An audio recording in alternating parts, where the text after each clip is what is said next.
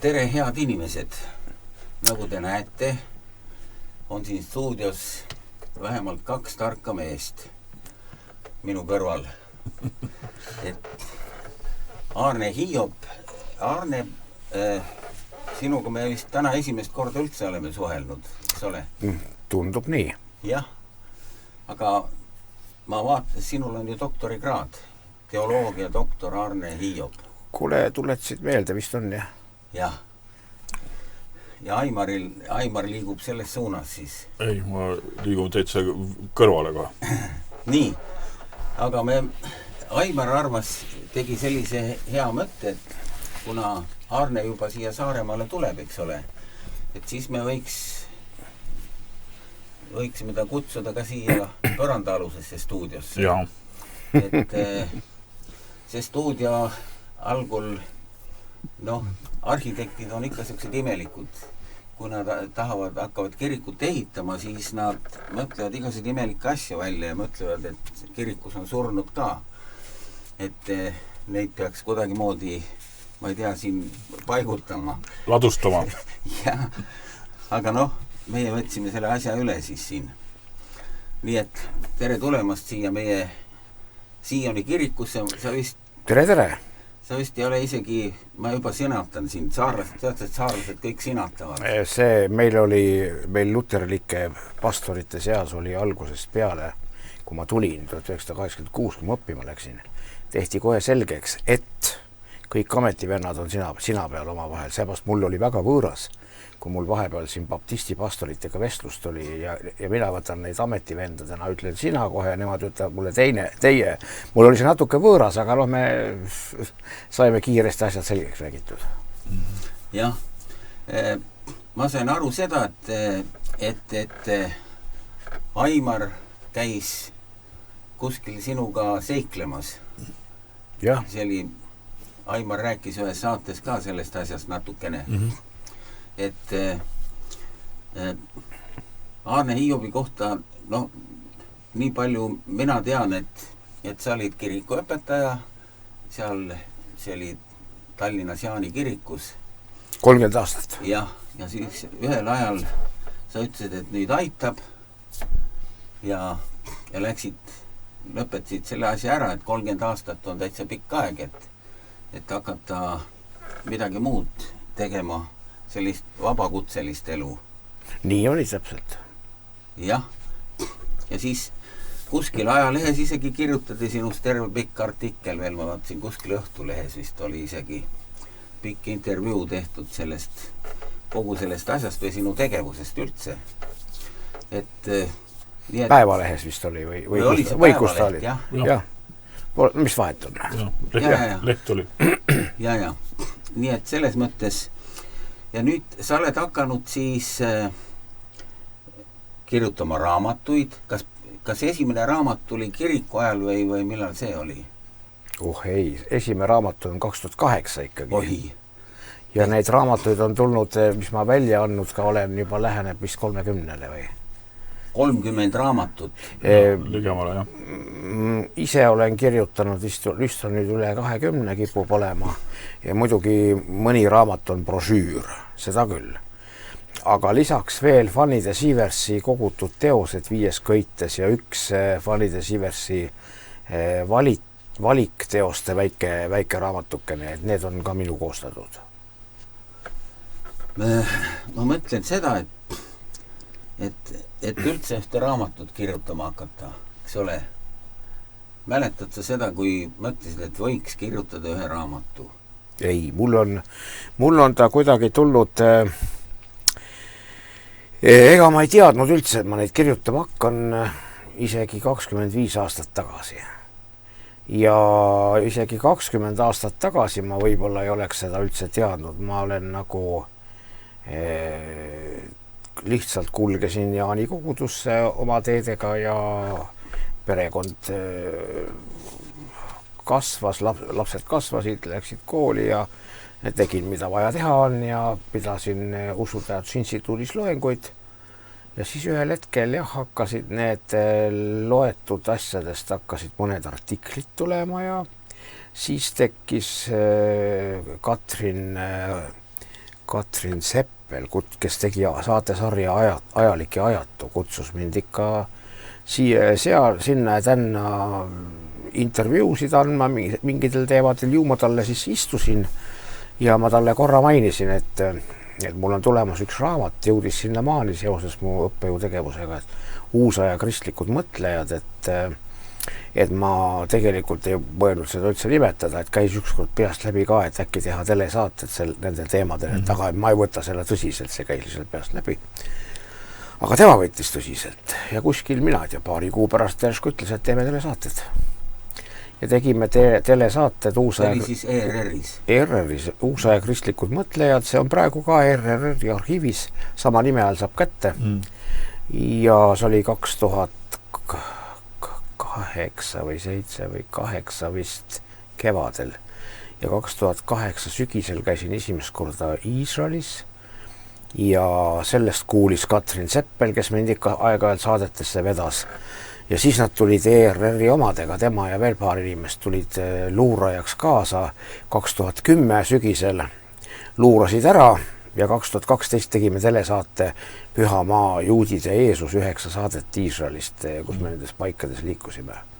Nii et ja niimoodi siis hakkas tulemas, ma vaatasin see Püha maa juba, hakkasin tajuma, kuidas moodi kirjutada niisugust teost, mida nagu mujal ei ole ja mis jääb originaalseks ja hakkasin vaatama, et päris hästi sobib ja hakkasin ka seda tajuma, et mis tähendab reklaam ja kuidas reklaamida ja miks reklaam peab olema piltlikult öeldes kõva häälega karjumine, sest muidu keegi ei kuule.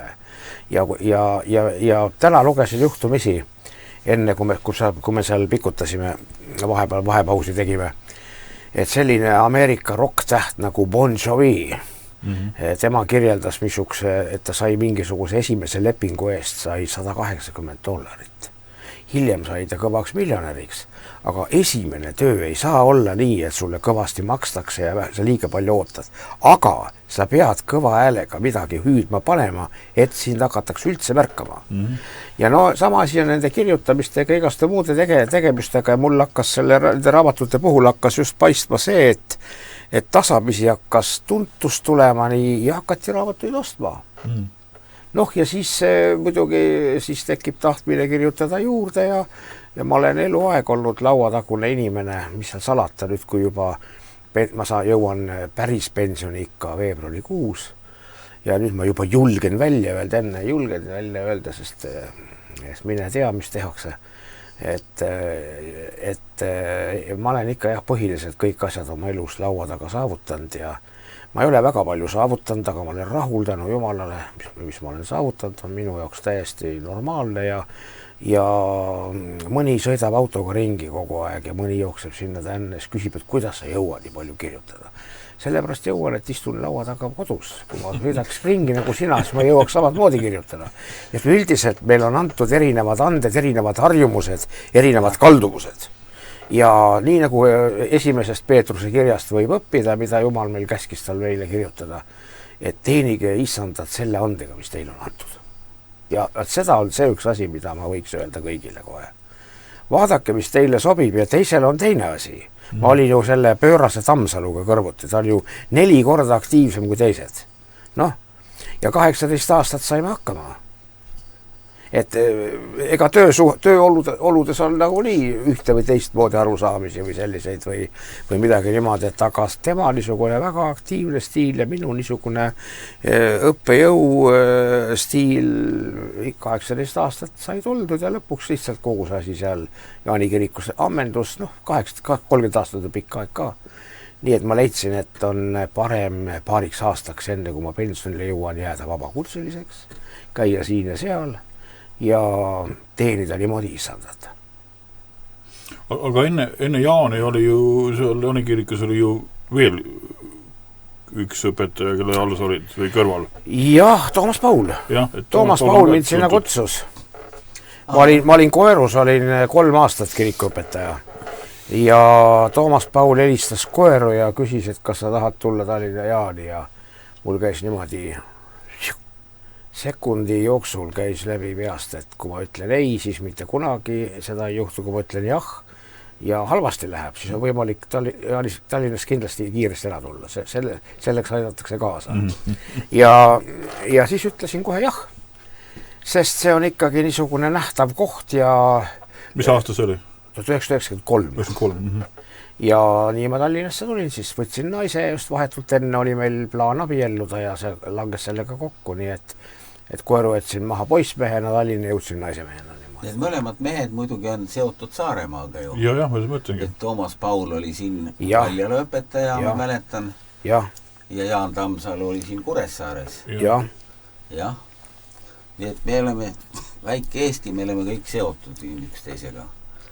Et selline eellugu siis sinu käest küsitakse ka muidugi igasuguseid imelikke küsimusi, eks ole? No, las küsivad. Jah, no võt.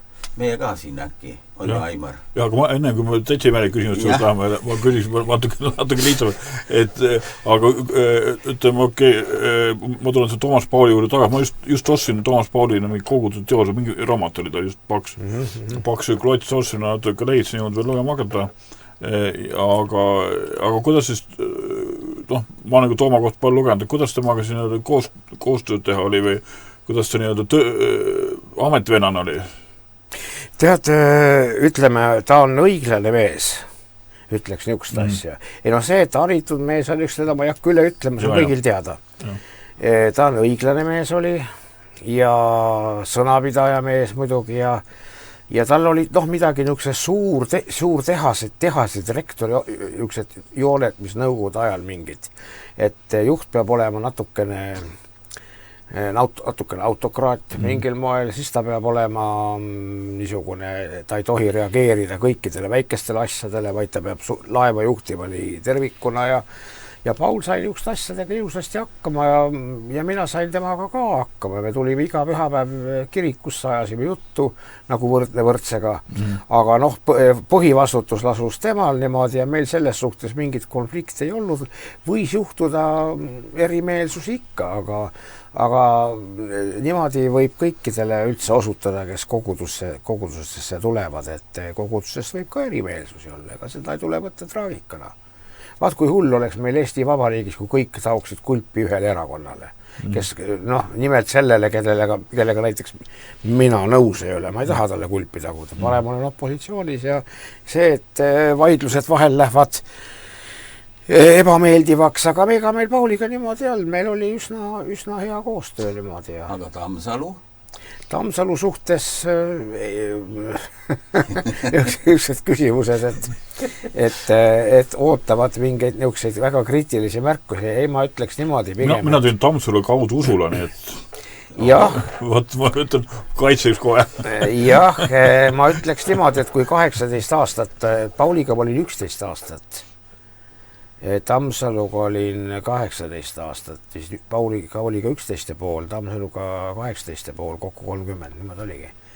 Siis kui nii kaua olla, siis ei saa ju suhe väga halb olla. Sest arusaamad on erinevad mõningates punktides, mulle ei meeldinud vahepeal, mis tema tegi, aga ma ei saanud, mina oleks talitanud mõne asja puhul teistmoodi, aga kui sa tahad olla, siis tuleb sellega leppida, aga see on igal pool ju nii. Kui sa mingis firmas töötad, ega siis ei ole nii, et kõik teevad nii, nagu sina tahad, vaid sa võid arvestama, et ikkagi nagu firma momendi suunitlus on vastavalt juhtkonnale, siis seda tehakse, sa saad sellele oma sõna öelda, kui kuulata, et seda ei tule ka ülemäära traagiliselt võtta. Et selles mõttes ma sain Tammsaluga mõni asi tema puhul mulle ei meeldinud ja minu puhul täiesti kindlalt mõni asi talle ei meeldinud. Natuke ka maitse küsimused vahel ja niisugused. Aga sellest hoolimata ma võin öelda, et me saime 18 aastat hakkama. Nii, aga Aimar, sul on piibel lahti, sul on uus piibel, eks ole? Jah, siin on mingi kõige see pole nii. Tähtis. Piibli tõlkimisega sa seotud ei ole olnud? On tahetud isegi mitu korda võtta varemalt, aga nüüd on nad loobunud ja targasti on teinud, sest ega ma ei taha minna, sest mulle ei meeldi tihti peale need asjad, mis nad seal vähemalt tookordadel tegid. ma avastasin, et tõlkimistega seoses hakkavad tulema väga palju niisuguseid elemente, kuidas tõlkida ja minu meelest väga kergelt hakati tekstist kõrvale kalduma. Ma ei oska enam üksikasja meenutada ja pole ka tähtis, ma tundsin, et mulle piibli tõlkimisega niisugustes komisjonides olla ei istu ja kui jääda hääletamisel alla mingile tõlkeversioonile näiteks, millega ise nõus ei ole, no siis see mulle üldse ei sobi kohe ja ma olen kõrvale jäänud. Need on nii ammu, see oli juba Pauli ajal üldiselt 90, kuskil olid mingid komisjonid, ma isegi ei mäleta, mis see oli. Tema vist, tal oli mingi Uue Testamendi tõlge. Jah, Paulil oli, jah. Paul tõlkis Uue Testamendi koos Uku Masinguga. Jah, siis ta oli veel Saaremaal ise. Siis ta oli Saaremaal veel, jah. Naine töötas Sigalas, naine on nüüd juba lahkunud, aga Paul elab Diakoonia haigla üksiktoas. No jah. Aga ütleme, see Toomas Pauli Uue Testamendi tõlge on üsna sarnane sellele, mis on see viimase tõlge. Jah, nagu Toomas ise ütles, et ropud sõnad võeti välja ja asendati muudega niimoodi naljatoonis. Mitte küll ropud sõnad, aga niisugused sõnad, tal oli neid rohkem, mis inimestel tundusid, et me ei kasuta neid enam. Ja mõningaid neid siis vahetati välja, mingi komisjon vahetas välja, nii et aga üldiselt on see Pauli tõlge küll. Tähendab, see Uus Testamendi, see mis osa, jah. Minu jaoks, ma olen harjunud selle 68. aasta tõlkega, mis ma Oleviste kirikus sain. Ja kui ma loen siin mõningaid sõnu, nad on imelikud sõnad sinna pannud mõne koha peale. Jah. Või mis? Jah, ei muidugi, eks nende tõlgetega ole, et tõlge kannab tõlkija lõhna või laadi või midagi sellist. Ja Haljan Tudam on väljendanud ikkagi seda arusaama, mis oli vanasti olnud igal pool traditsioonilistes kultuurides, et tõlkija peab olema väga kõva usumees selles vallas, mida ta tõlgib, ta peab väga tõsiselt selle uskuma. Siis tuleb õige tõlge. Et kui meie tänapäeval nagu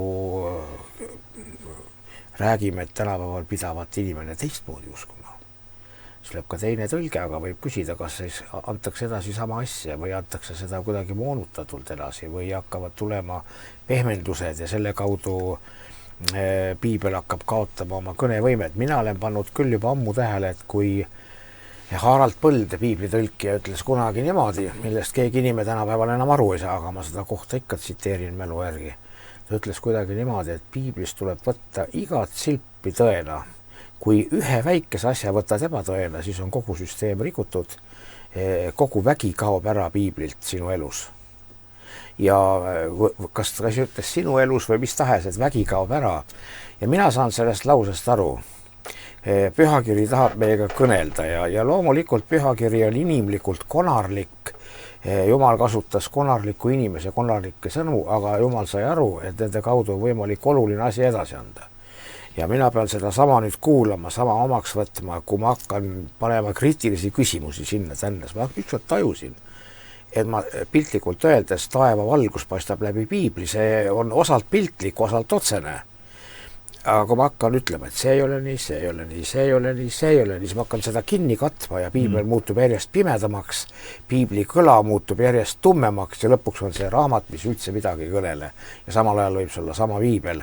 Et kuidas meie suhtume pühakirja, sellest sõltub ikkagi ka see, kuidas pühakirja Jumala sõna meie juurde kajab ja seetõttu ei ole sugugi piibli tõlkimise puhul niisugune ainuoluline see, et me tunneme paremini, äkki me tunneme uurimistööde kaudu paremini tollaseid olusid ja et oskame nüüd äkki paremini tõlkida, kui varasemad tõlkijad tegid. Seda väga lihtne öelda, aga printsiibid peavad ka paigas olema. Me võime näiteks teada, üks niisugune näide tuleb meelde, me võime näiteks teada täpsemini tollaseid inimeste vahelisi suhteid ja abielusuhteid ja niisugust asju. Ja siis ma olen taolisi väiteid kuulnud, et kreeklastel ja hellenistlikus kultuuris oli hoopis niisugused kombed ja niisugused kombed. Aga Josephus Flavius ütleb oma juudi muinsustes või oli see Apioni vastu või mis teoses see oli, mingis ta oli, ma teda kuskilt ka tsiteerin, ütles, et teil, kreeklastel ja roomlastel on nii, et te saadate oma noored prostituutide juurde kogemusi õppima, aga meie juudid abiellume süütult.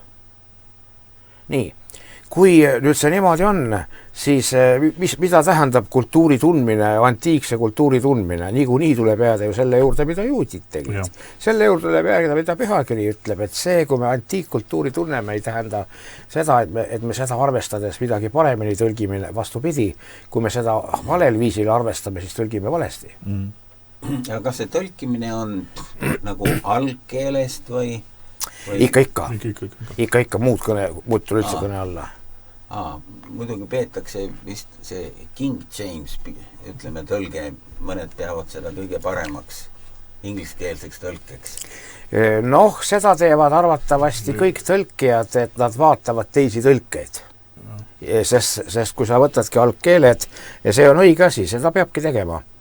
Ees peavad olema algkeeled, aga sa saad vaatama, kuidas inglased tegid, kuidas nemad tegid, kuidas enne on tehtud, kuidas Hieronymos Vulgatasse tegi, kuidas nad Septuagintasse juba tegid seal. Ja selle põhjal valmib ka see tõlge, mismoodi me praegu siis paneme. Isegi venekeelsed tõlked. Jaa, muidugi. Need on vist ka päris adekvaatsed. Muidugi, ega venelane olla ei ole ju patt. Kuule, see praegusel ajal vist on. Sellepärast ma ütlengi, et sõltumata sellest, mis on poliitiline olukord, olla venelane ei ole olla patt. Arne tõi loengu ajal ühe näiteliselt sellest tõlkimisest, et et inimene, kes kuulab meid, mida mööda või natuke valesti tõlkida, näiteks said ju ise täpselt rääkida, aga näiteks sama Laatsase loo, selle kiviloo näide lihtsalt näiteks. Jah, me käisime, minu enda initsiatiiv oli see, et kui me Pühal maal hakkasime käima aastast 2008 olime esimest korda, aga 2010. käisime iga kevad ja suvi, iga kevad ja sügis ja mitme grupiga koguni, kuni koroona tuli ja nüüd see sõda tuli seal Hamasiga, siis on nüüd jäänud ära, praegu on paus, ehk tuleb uuesti. Siis ma tahtsin kangesti Laatsaruse auale ka minna, et miks see siis kõrvale jääb, et minnakse mujale ja siis ma siis sinna läksingi grupiga ja vaatan, lähen sisse, sai sisse pugeda lausa. Ja vaatan, kuidagimoodi ma märkasin, et see kiviplaat on tõstetav ja hoopis niimoodi, sellisel viisil. Lamedalt peal ja ära tõstetav. Ja mõtlesin, et huvitav, kuidas see kreeka tekstis on ja kreeka tekstist hakkan vaatama meie piibli tõlget. Seal on öeldud niimoodi, et Jeesus ütleb, et tõstke kivi ära. Ja siis öeldakse seal paari lause pärast, siis nad veeretasid kivi ära, on meie tõlkes. No aga ma mõtlesin, et huvitav, et veeretasid eeldab ju, et tal oleks nagu Jeesuse haual niisugune ümmargune kivi, et aga Arimatia Joosep oli rikas mees, tal oli luksushaud, kus kivi oli tehtud veeretatavana niimoodi.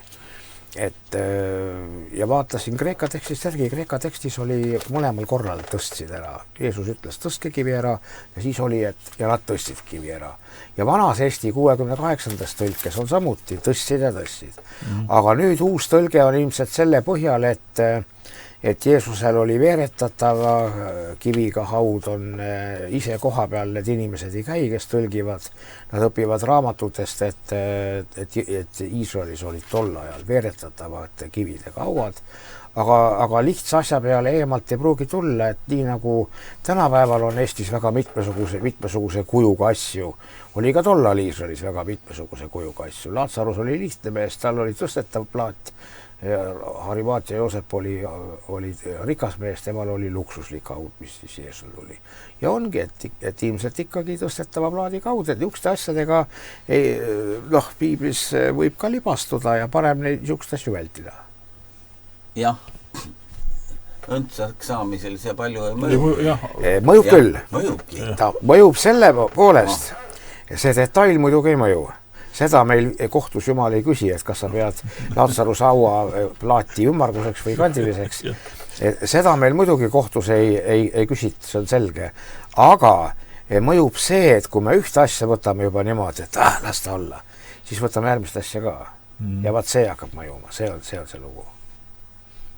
No võt. Et ikkagi need, kes nüüd piiblit tõlgivad, need võiksid nagu paar seda reisi ka kaasa teha või... Ikka võiksid teha.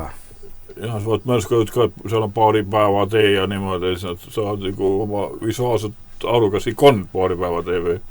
No seda ütles meile täna nimetatud Jaan Tamsalu ütles, kui ta oli seal ära käinud, et proportsioonid läksid paika. Ja mitmed on öelnud seda. Tihtipeale mõnes mõttes väga väikesed vahemaad, kui me loeme Uues Testamendis, kuidas liiguti ühest kohast teise. Jeesus käis välisreisil ka vahepeal, käis seal Tüüros ja Siidoni kandis, siis läks üle järve, läks sinna Kadara ja Kerasa juurde, me seal oleme Jordaanias ka käinud. Ja need olid tal pikemad reisid, aga need tänapäeva mastaapides pole mitte mingisugust pikkust nendel reisidel. Kui sa ikka jala käid ja paadiga sõidad, siis elutempo oli ikka tunduvalt aeglasem tollal. Tähendab, kas see Jeesuse haua koht, see on ikka sama, kus ikka päriselt võis olla, jah? Ollakse selles ühel meelel? Kaks meelsed on ikka. Ollakse ühel meelel, välja arvatud need, kes valel meelel on. Ühel meelel on väga selge, see paikneb Jeruusalemma linna sees. Ja selle kohta on kindlad tõendid juba algusaegadest peale, 2. sajandist edasi lähevad. Ja ta on seal kogu aeg olnud, kuni 19.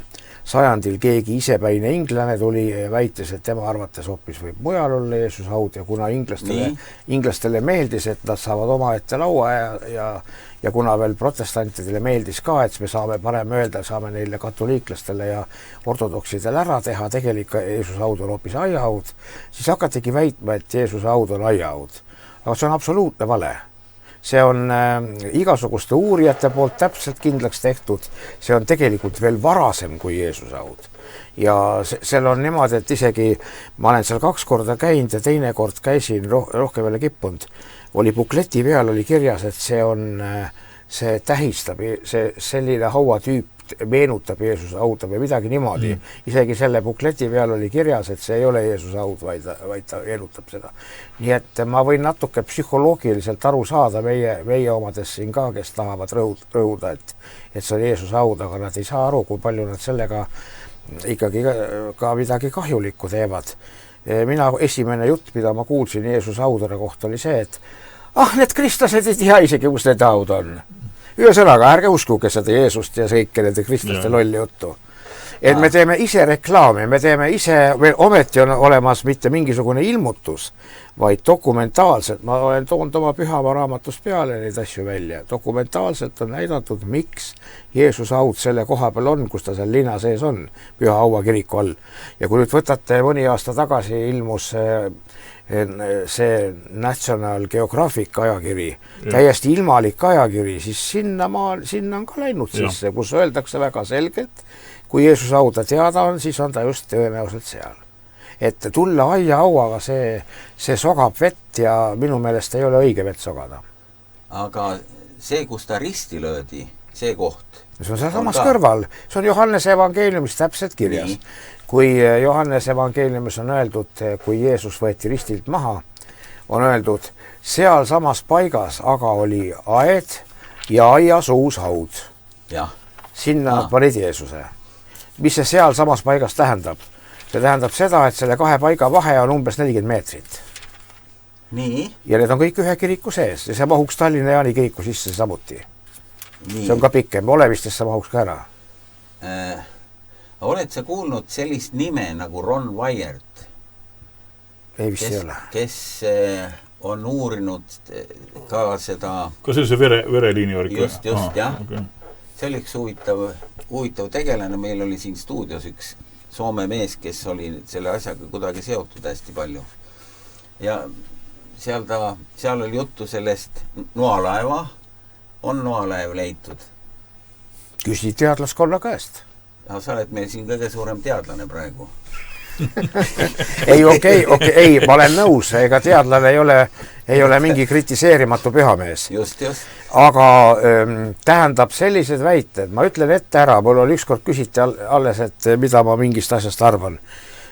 Mul oleks väga hea meel, kui niisugused asjad ära tõestataks, kõik pandaks kirja, kui tuleks välja veel, kui avastataks Eedeni aed, kus ta oli ja kus seal midagi toimus ja mul oleks super hea meel, mul ei ole mitte midagi selle vastu, vaid ainult poolt. Aga ma ei ole näinud ühtegi käsitlust, mis veenaks akadeemilisi teadlasi. Ja see tähendab seda, et kui jääda selle käsitluse juurde, et kas loalaam on leitud, siis ma võin oma usku või mitte uskumist väljendada. Aga ma ei saa kellelegi midagi selgitada või ainult sellele, kes siis ka usub. Mina ei ole näinud selle kohta ühtegi avalikku, minu arust on niimoodi, et kui mingi suur ese kusagilt leitakse, et seda võimalik teistel vaadata, ükskõik kas sa usud või ei usu. Ja kuna seda ei ole niimoodi demonstreeritud, siis võib mõelda, et äkki uskmatute jõud on nii suur, et nad suudavad seda nii kaua varjata, milles võib jälle kahelda, sest kuidas sa ikka peidad, keegi ikka lobiseb välja kuskilt. Ja sellepärast ma ütlen, et kuni siiamaani minu teada maalaeva ei ole leitud. Kui oleks leitud, mulle see väga hästi meeldiks. Sama lugu on siis seaduse laekaga näiteks. Sama lugu, jälle mulle väga meeldiks, kui ta üles leitaks, aga selle kohta on selliseid kahtlasi jutte küll olnud. Ja. No meie süda igatseb ja see paneb ka teoorias välja mõtlema, eks ole. Ma kuulsin, et väga huvitav, ma ei tea, kas teooria vale või õige või udu jutt, aga vaata, Jeesus ütles ka, et siit, kui ta rääkis Jeruusalemma kohta ja seal templi kohta, et jäeti nagu kivi peale. Ja siis tuli välja, et miks pärast ei jäeti kivi peale, sest vaata, see läks kogemata, läks põlema, aga see tempel oli, see oli kaudselt palju kulda ja kuumusega see kuld sulas sinna kivide vahele ja et see kivi, et kuld kätt saada, siis lammutati, sõdurid lammutasid ta niimoodi tükkideks. Ma olen sukest versiooni kuulnud. Ma arvan, et üks versiooni välista teist. Ja. Mingis nurgas võis nii olla, teises kohas olid nad lihtsalt vihasid. Jah, seda küll, jah. Ja, aga ma mõtlen, ühes kohas panid põlema aga ma mõtlesin väga huvitav, et kuld ju voolab, Ja, väga võimalik. Võimalik, ja siis ta jäeti kätte saadud vaenlase tempel lõhuti viimse kivini lahti. Muidugi on räägitud veel, praegu on, ütleme, eks ole, see Iisraeli riik, eks ole. Ja siis mõned on toodud ka sellist teooriat, et ega seal päris õiged juudid ei ole.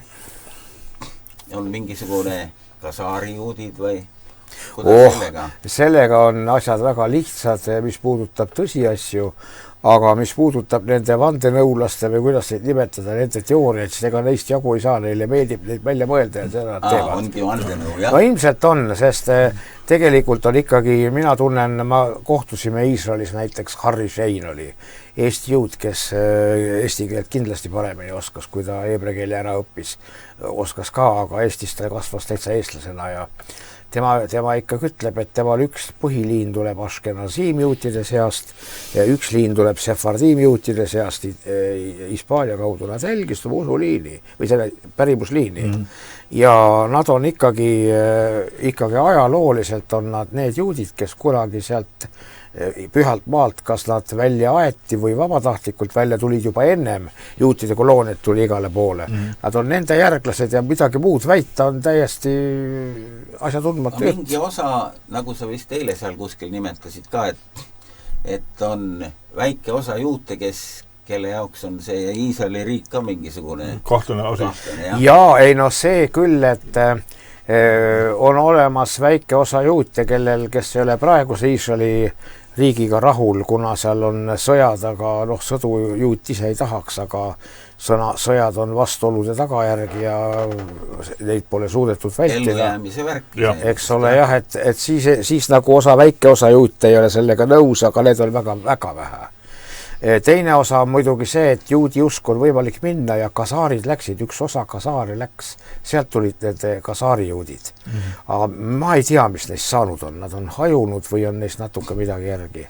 Nii et see väide, et praegune Iisraeli juutkond koosnebki sellistest see on täiesti absoluutselt, see on täiesti vale jutt. Ja on olemas ka mustanahalised juudid, Egiptuse mingi suguharu, Etioopia mingisugune seltskond sealt kandist kuskilt, kes võttis mingil hetkel vastu juudi usu. Aga mõni räägib, et isegi meie eestlased oleme kuidagi moodi karvupidi seotud selle asjaga seal. Eile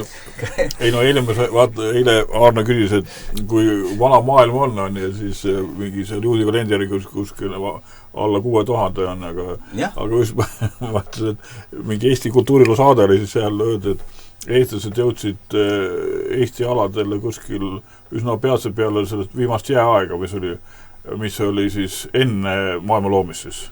Nüüd ütleme, keelt olime meie, siis loodi maailm. Siis loodi maailm ja kõik, et see on nende numbrite maagia, jah. Aga tähendab, siuke küsimus, et oled sa, vaata on need kreatsionistid, eks ole, kes usuvad noore maa teooria. Ja. Sina kuulud nende hulka. Vaata, mina olen ikkagi arusaamisel, et meie usk ei loo maailma. Ma ei saa olla subjektivist, solipsist ei saa olla, et maailm on minu kujutlus, kõik maailm on ainult minu kujutlus ja ta on selline, nagu mina usun. Ma olen ikkagi, see on ühest usk kui vastuvõtmise akt. Sõltub küll isikust. Kuidas sa usu võtad ja kuidas sul usk on ja sa vastu võtad, see sõltub su usu suurusest ja võimekusest. Ja samuti on usul võimalik tagasi mõjuda ja suunata protsesside käiku mingil moel, see on omaette lugu. Aga ega ikkagi maailm on olemas ka siis, kui ei usu. Ja Jumal on ka olemas siis, kui ei usu. Jeesuse haud on tühi siis, kui ei usu. Ikkagi ta on, lihtsalt ei tea, et ta tühi on sel juhul, kui ei usu. Et kas olla kreatsionist, see tähendab seda, et selle väitele vastamine väljub minu võimekuse piiridest. Ma olen hea meelega lühikse maa, kui seda ära näidataks, et maa on tõesti ainult natukene vähem kui 6000 aastat vana, siis ma oleksin kahe käega selle poolt. Aga keegi pole seda ju näidanud ära. On näidatud küll seda, et näiteks vaata, tuuakse, et on maa, ütleme, need erinevad, kuidas need nimetatakse? Kihid, jah. Geoloogiliselt. Läbi nende kihtid on näiteks mingisugune puu. Tuuakse pilt või see on nagu kindel värk, eks ole, mis näitab, et maakera äkki ongi noor. Ja kõik muud asjad. Selle peal me praegu niisama lihtsalt mõtleme. Kuna seda tuuakse, kuna me näeme seda läbi ekraani, siis me ei tea, mis see tähendab. Ja ma mõtlen küll pigemini seda, et vahepeal ütleme, teineteist on kristlaskonnas ka sõimatud ja teineteisega pahandatud, et üks ütleb ühele ühtemoodi või annab hinnangu ja teine teistmoodi, aga tähendab niisugused teooriad, mis tulevad, mina ütleks niimoodi, mina ütleks heaga. Need tulevad inimese igatsusest, et piibel oleks nii tõde, et pakatab. Ja kui selgub, et mõned asjad paistavad, et üldsus väidab teistmoodi, et maailm on teadlaste hinnangul 13,8 miljardit aastat vana. Juba miljardit, enne olid miljonid. Jah, aga ta juba miljardid. Nüüd on miljardid juba. Aga mina olen pigem seda meelt, et kui ta ükskord jõutakse sinnamaani, et ikkagi on 6000 aastat, vaat see mulle meeldiks. Aga kuni sinna ei ole jõutud ja kuna maailmas pikk maa miljardid aastad on olemas, siis mina olen pigem andnud selle hinnangu, et see teeb sama välja. Maailma tekkimine, kas teda loetada 6000 aastaseks või 14 miljardi aastaseks, see on ühe protsessi erinevate mõõdupuudega väljendamine ja mina võin elada mõlemas maailmas. Kes mõõdab jalgadega, kes miilidega. Ma võin elada mõlemas maailmas ja ma kindlasti ei ole nõus piibli ümbertegemisega.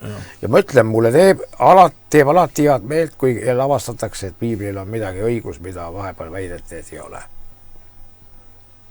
Mis sest kasu on? Kui ma ütlen Eesti rahvale, mina olen ka usun, et on, minu usk ei tee tegelikult selliseks, nagu ta on. Ma ei saa selle pärast sellist usku tunnistada. Jah, eks ole. Aga ma mitte põrmugi ei tahan, kui keegi suudab seda niimoodi elada, ma tean, mõned inimesed usuvad lamedat maad, et ümmargune jutt juba ei pea paika ja mis seal ikka. Ma arvan küll, et kohtus meie käest ei küsita, et milliseks sa maad pidasid, et ümaraks või lamedaks ja selle eest sõltub su igavene saatus. Et las olla siis nii. Me elame vabas läänemaailmas, kus on elagu mitmekesisus kõlab meie ümber. Et miks siis nüüd järsku mitmekesisus peab piirduma ainult omade sarnaste aktsepteerimisega, läbi kõik aktsepteerida. Rahumeelsed inimesed, kui nad võtavad, et maa on lame, siis minu meelest maa on siiamaani lame, kui me piirdume silmaga vaatamisega. Aga me teame rohkem, selles on küsimus. Ja siis on ta ikkagi põhiliselt ümmargune, kuigi et ta paistab ka lame teatud vaatevinklist.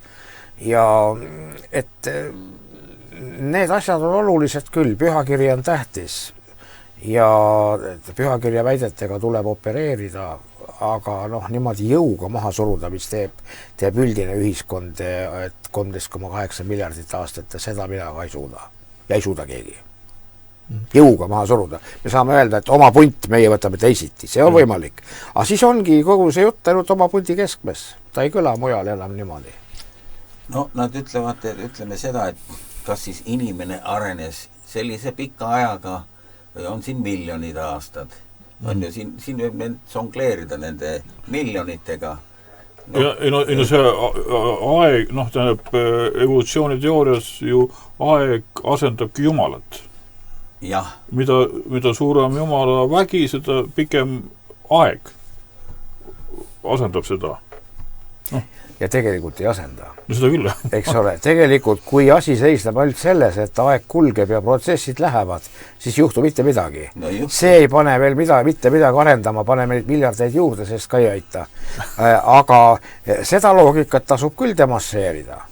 Et kui me ikkagi jõuame sinna maani oma arvestustega teaduses ja mujal, ja mulle vahel tundub, et asi sinnapoole samme teeb. Ainult, et ma ei tahaks liiga kaugele ette hüpata. Et ikkagi see, et juhusliku valiku kaudu midagi tekib, see on väga, väga kahtlaseks läinud ja tegelikult võimatuks läinud. Kui et ikkagi asi läheb nii keeruliseks, et teadlaskonnas minu meelest ka levib arusaam, aga see võtab kõik aega. Et midagi tuleb väljast ja protsessi suunab. Ja nüüd see samane kreatsionistide lihtne küsimus, kui tuleb väljast, siis see võib toimida näiteks, ütleme, 1 päeva jooksul, mitte miljardi aasta jooksul. Kui on juba küsimus sellest, et sul tuleb mingi suuna andmine väljast, miks meie peame ta venitama miljardi aasta peale, selle asemel, et aru saada, et see pandi korraga kiiresti paika. Aga need on asjad, mis ilmselt tuleb sammhaaval läbi seedida siis. Ja ma mõtlen avalikkuse ees, mina saan hakkama piiblipildiga, saan hakkama nende teiste pildiga ja üks hakkama saamise viis on ka see, et ei tule alati vaielda. Jätta nad kõrvuti ja teha valik piibli kasuks hinges ja südames ja las ma võin rääkida, kui vaja, aga muudes skeemides pole mingit probleemi. Jah, nii. Nüüd, vaata see su nime ka piiblis Iop, vaata see Iopi loos on lugu nendest Levitiaan ja mis need kõik on see elukad seal jah, et need on ju ka, et ma tean igal nii palju, ma tean, et Iop raamat on ta kõige vanem piibliraamat või ole? Kus mina tean, see Iobi lugu. Me siin mõtleme, et sa tead. Ja, ma vahel viskan nalja, et see on mul nii varmu kirjutatud, et ma ei mäleta enam. Okay. Aga Iobi lugu on... Iobi lugu kirjeldab perioodi Paabeli torni langemise ja Abrahami vahel. Sest Iobi raamatus ei ole veel Abrahami, ei ole Moosest, ei ole Jumala seadust Moosesele, ei ole Iisraeli, ei ole isegi hobuseid, keda esimest korda mainitakse Joosepiga seoses Egiptuses. Egiptuse püramiidid ehitati ilma hobuseta, ilma ratasteta. Ja Iobi raamat on niisugune ka, aga seal on olemas, hoolimata kõigest muust, on olemas veeuputus, Aadam, loomine ja igasugused dinosaurused, keda tõlgitakse meil jõe hobuseks ja krokodilliks ja mingiks merekalaks.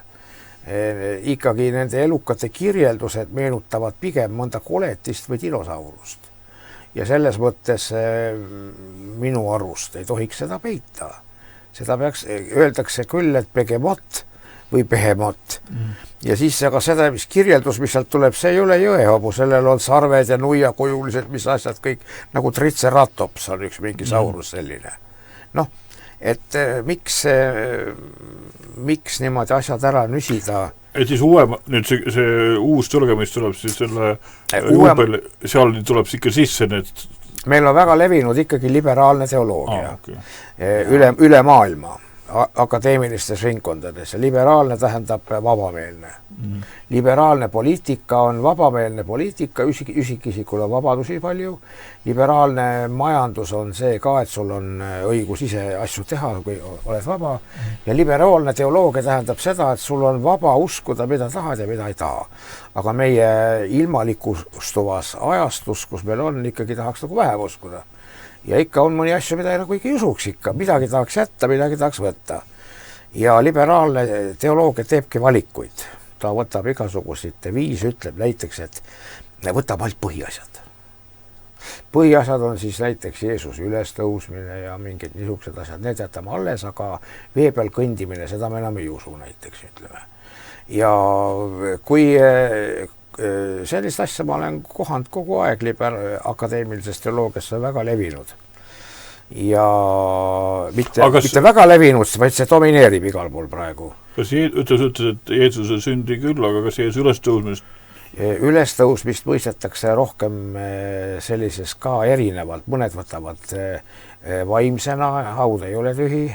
Mõned võtavad, et see on jüngrite arvamus ja sisemine kogemus, et küll Jumal midagi ikka teeb, mida nad siis kujundasid välja ülestõusmiseks. Mõned võtavad nii või naa ja küsimus on nüüd selles, et kui need inimesed hakkavad piiblit tõlkima ja nende arusaamad on sellised, siis see kindlasti tõlget mõjutab. See on nende, ma ei oska tavaliselt nii palju teavad liberaalsed teoloogid ka enamasti, et nad ei ütle välja, mis nad usuvad ja mõtlevad, sest nad teavad, et konservatiivid pahandavad ja neil võib tulla probleeme kiriklike ringkondadega.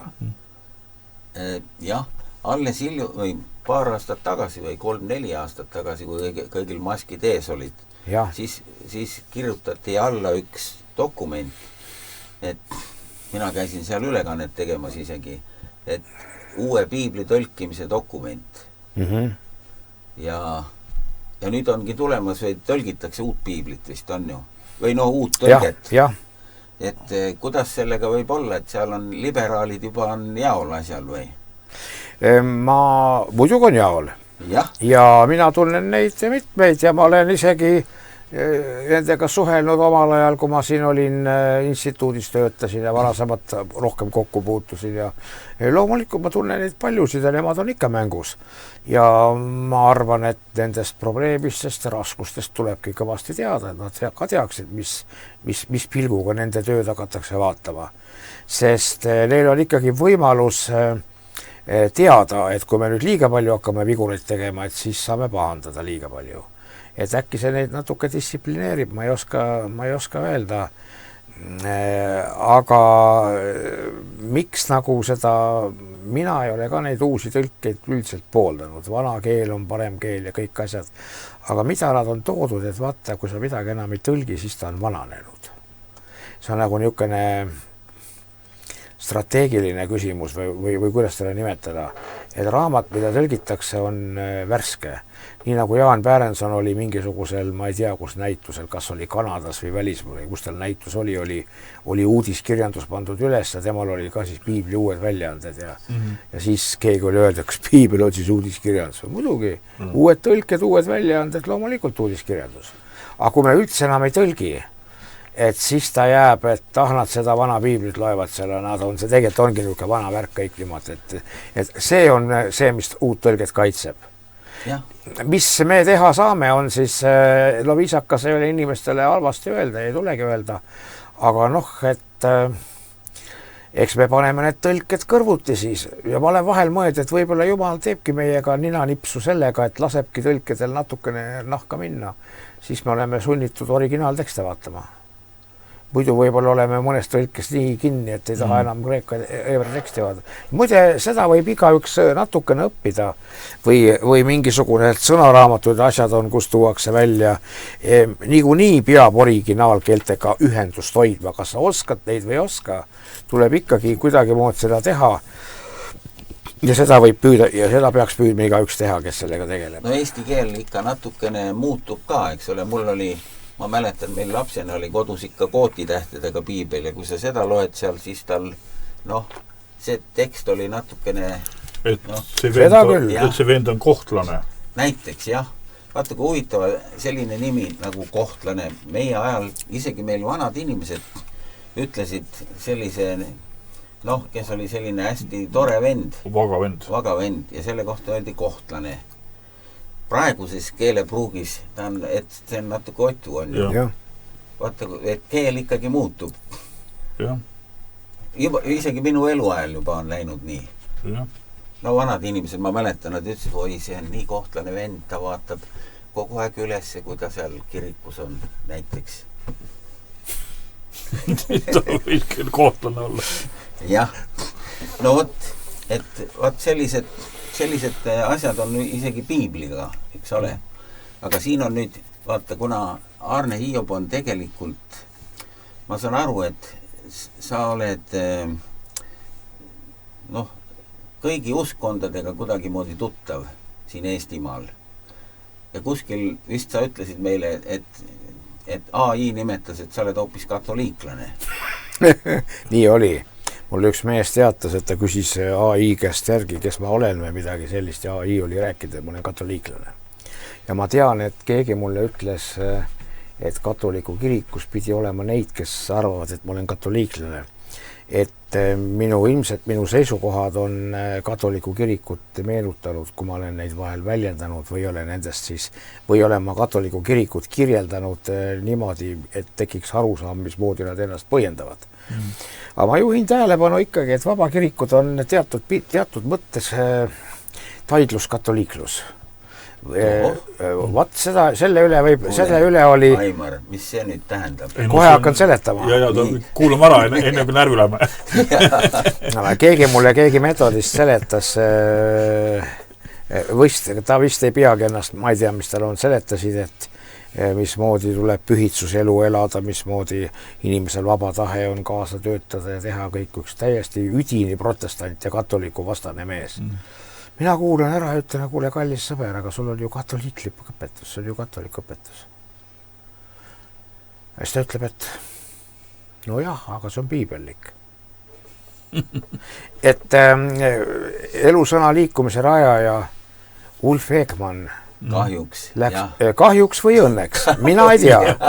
Meie siin ütleme, et kahjuks, et mis ta aga mina ütlen, et ei tea. Ta oli öelnud, et seal on kõik see olemas, mida ma olen otsinud. No aga kui me näiteks tema raamatuid loeme, siis ta räägib hoopis teist juttu, kui ta oli nagu elusõnas. Paavst Franciscus on öelnud, et katoliku kirikule on lähemal evangelikaalid kui evangeelsed. Ehk siis eesti keeles kui vabakirikud, rohkem on katoliku kirikule lähemal kui ülejäänud suurprotestantlikud kirikud. Kui Luteri kirik näiteks isegi. Ja see on täiesti õige, sest mis puudutab usu kaemuslikku dimensiooni, pühitsuselu, imedesse uskumist ja imede kogemist, siis see on ju katoliiklus, see on ju ortodoksi kirik. See on nelipühi kirik, seal on sarnaseid elemente küll ja küll, mitte kõik, aga osa elemente on väga sarnased ja vabakirikud ilma seda ise teadmata, nad on vaadanud, et luterlased on läinud liiga ratsionalistlikuks, liiga skeptitsistlikuks ja mis kõik. Luterlased on eestikeelne, Oskar Loorits on väitnud, mulle luges kuskilt Jaan Kiivit ütles, et Oskar Loorits oli väitnud, et eestikeelne sõna lontrus tuleb sõnast luterus. Et need lontrused ei taha ju Jumala käskudest järgi elada, nad elavad lodevat elu ja maailm ja niisugust asja kogedes tekivad vabakiriklikud liikumised, nad hakkavad uuesti piibliga hakkavad jälgi ajama ja nad ei tea seda, et nad jõuavad katoliiklusse poole kohaga välja. No ainult poole kohaga, sest katoliikluses on ikka igasugust värki. Just, sul on kohe tahtmine vastu kaitsta ennast, palun väga, ega ma ei väidagi, et täiskohaga. Vaata, ma nüüd püüan meid sellest keelest olukorrast välja tuua. Ei, meil on õige olukord. Ei, sellest küll, aga et nagu kuule ka aru saaks, tegelikult niimoodi, et meil on mitte taidluskoorid, vaid me oleme nagu keskajal olid need ordud, kes võitlesid usu puhtuse ja õiguse eest. Need on nüüd siis need vabakogudused. Jah, niimoodi saab võtta neid asju. Seda küll, aga kui sa vaatad nagu katoliku nagu üldist, ütleme, seal on nii palju ebajumalateenistust ja kujude kus seda ei ole? Teie kuulate kujusid palju rohkem, nendel on liikuvad kujud, mida nad austavad. Liikumatud kujud, aga teil on liikuvad kujud, filme vaatate kogu aeg. Jeesuse filme ja asju. Me ei vaata. Miks ei vaata? Alles siin oli kuskil ekraanil Jeesuse film, kõik vaatasid. Kus kohas? Telekas. Oli või? Ja võtame Mel Gibsoni Jeesuse kannatused. Vaatad. Nii. Aga miks neid tohib vaadata ja miks ei tohi kujusid vaadata kirikus? Ei, kujusid võib vaadata, aga mitte kummardada. Ei, aga miks ma ei tohi kummardada, kui ma sulle tere ütlen niimoodi kummardada? Ja miks ma ei tohi kummardada siis mõnes teises olukorras? Nii. Aga sa ei tohi temast ebajumala teha. Just. Aga nad ei kummarda kujusid, nad austavad kujusid. Vaata siin nüüd. Kuule, me sattusime lõksu siin tähe. Ei sattud lõksu, asi pole nii hull üldse. See ei ole veel päris lõks, oletavad.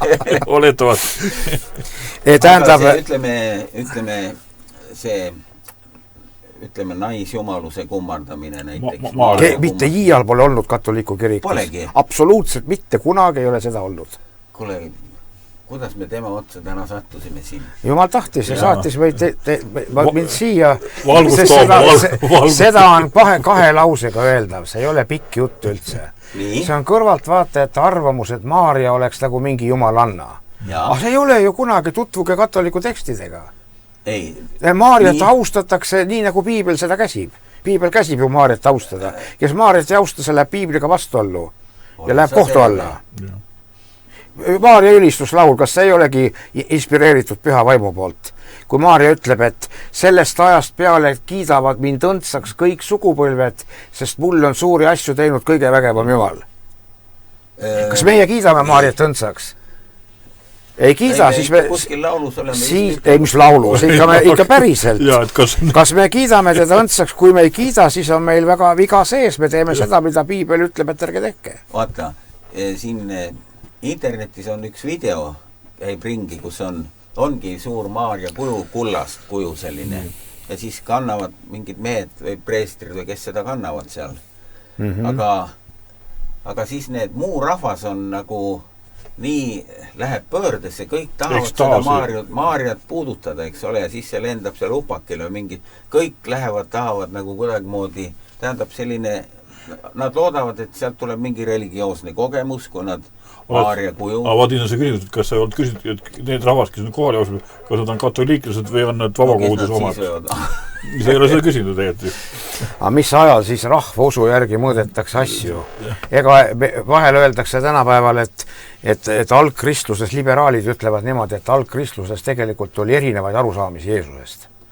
No kui ma natukene üle veel utreerin seda väidet, ütlen, et loomulikult oli Pilatus sai ikka teistmoodi aru ja Kaifas sai teistmoodi aru aga loeb see, mida 12 jüngrit said aru. Need, keda ta jüngriks võttis, nende seisukoht loeb. Ja niimoodi on ka kõikide kirikutega, mitte rahva vagadus ei loe, vaid loeb kirikuõpetus. Katoliku kirikus, õigeusu kirikus, baptistidel, kõigil nelipühilastel, kõigil luterlastel.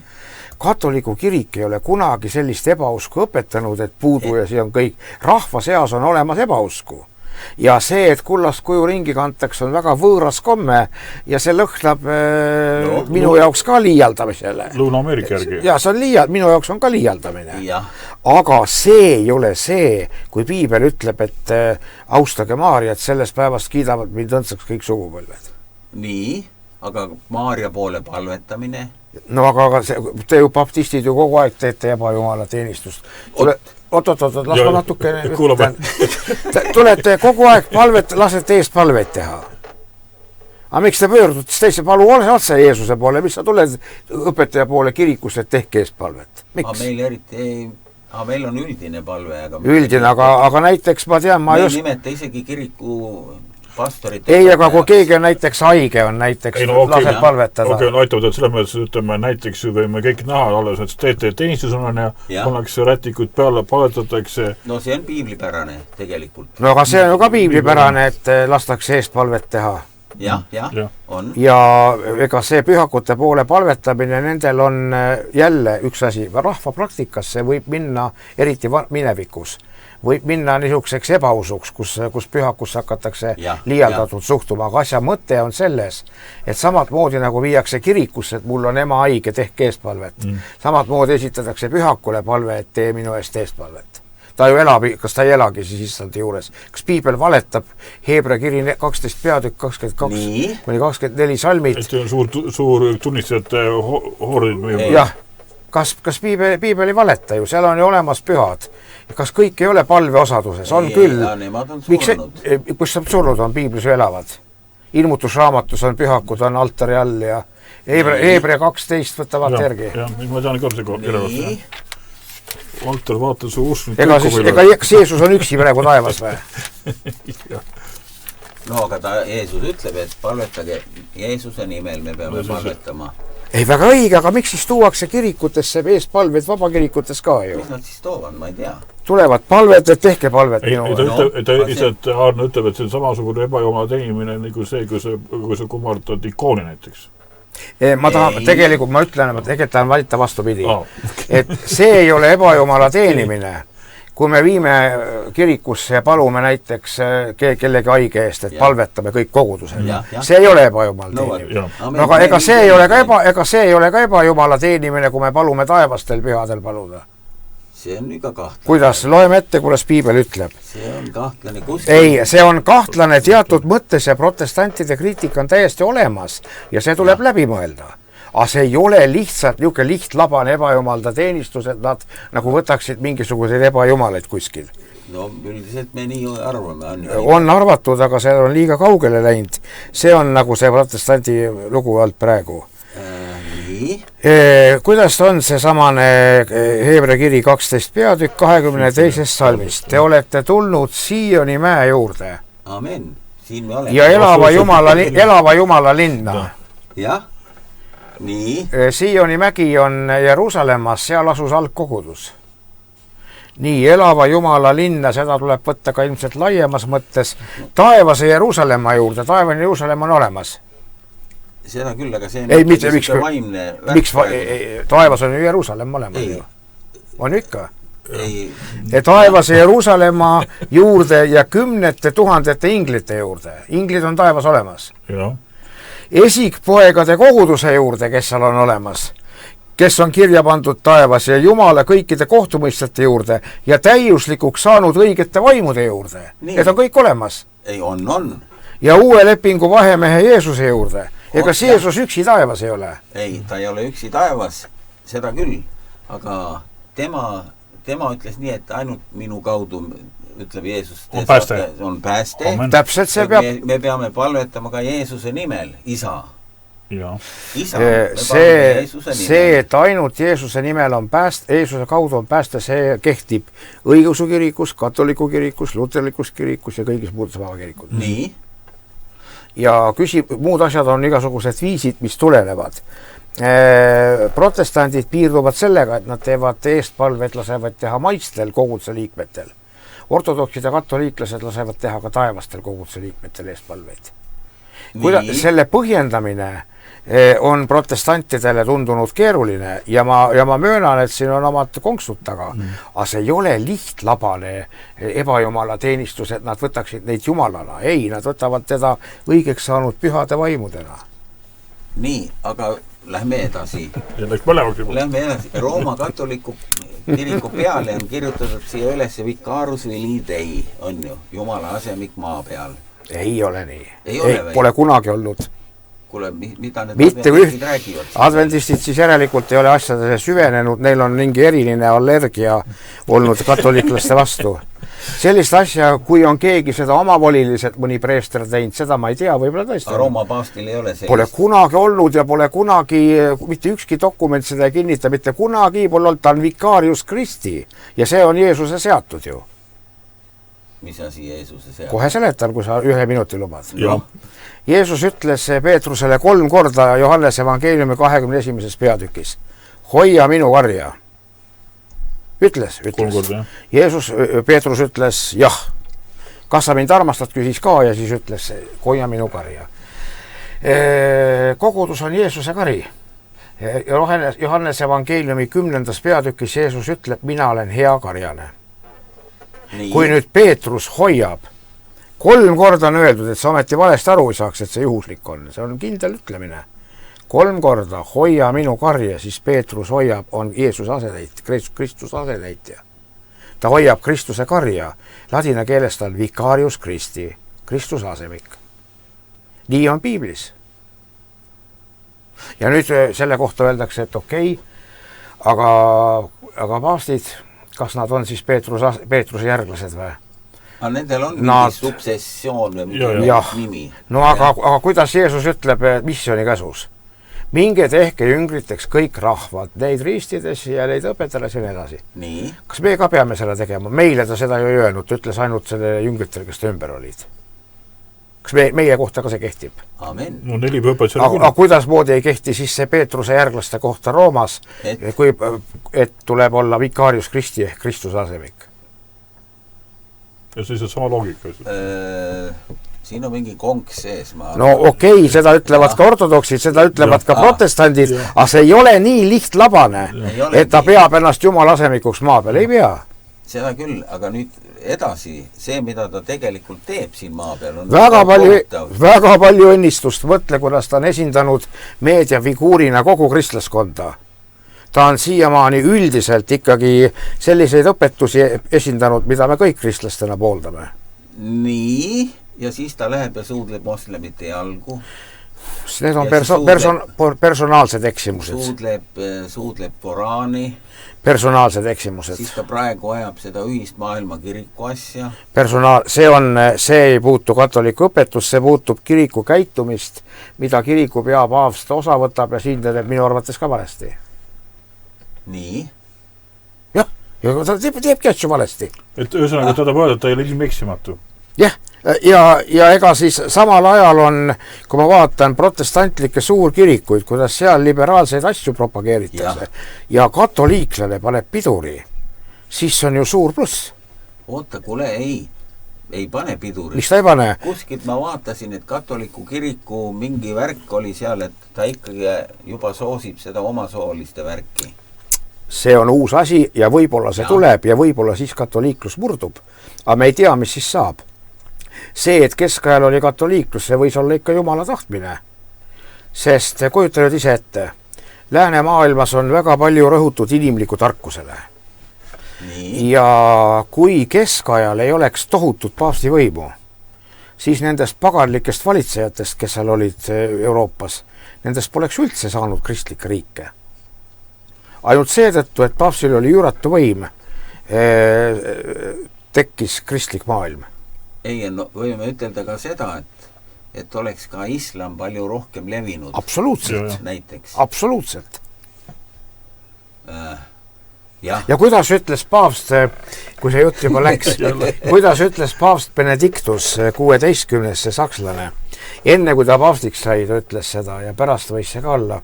Jeesus ütles ju Peetrusele, et õnnis oled sa Siimon Joona poeg, sinule ma rajan oma koguduse, ekleesia või kiriku. Ja see, kui Peetrus ta Jumala pojaks tunnistas. Ja nüüd läksid natuke mõned laused vahepeal edasi, kui Peetrus seal mõne asjaga nõus ei olnud või midagi, ta ütles, et tagane minust saatan. Sest sa õpetad seda, mis ei ole Jumala, vaid inimeste mõttes. Ja seda ütleb tulevane paavst, kes saigi paavstiks, et paavstus ongi selline. Tal on olemas see pool, hoia minu karja, sinule ma rajan oma koguduse, sina pead esindama seda, et Jeesus on Jumala poeg. Taganemist saatan. Ja see külg on katoliiklusel ka kogu aeg olemas olnud, taganeminust saatan, inimlik pool, kus minnakse valesti ja kus Jeesus ütleb, et mine eemale. Seda ütleb mees, kellest sai paavst ja selline katoliiklus on. Ta on, mis puudutab kristlikku õpetust piiblis ja üldse kõiges on üldiselt, katoliku õpetus on väga piibellik, nii nagu ortodoksidel. Häda on selles, et sinna tuleb lisaks juurde igasuguseid vidinaid ja osad neid asju, mis kallutavad muskile mujale, sealt tulevad probleemid. Ma saan aru, et meie vendluses on kõige õigem õpetus, aga ei olegi või? No mina küll ei julge arvata, et ma saan naljast aru, aga selle jutu jätkuks ütlen, et ma küll ei arva, et luterlastel kõige õigem õpetus on. Ma arvan, et see on tekkinud teiste seas omade konksudega, teistel on omad konksud sees, kaasarvatud katoliiklusel. Ja meie asi on praegu neid asju läbi rääkida ja vaadata siis, mis ja pühakiri on meie usu alus.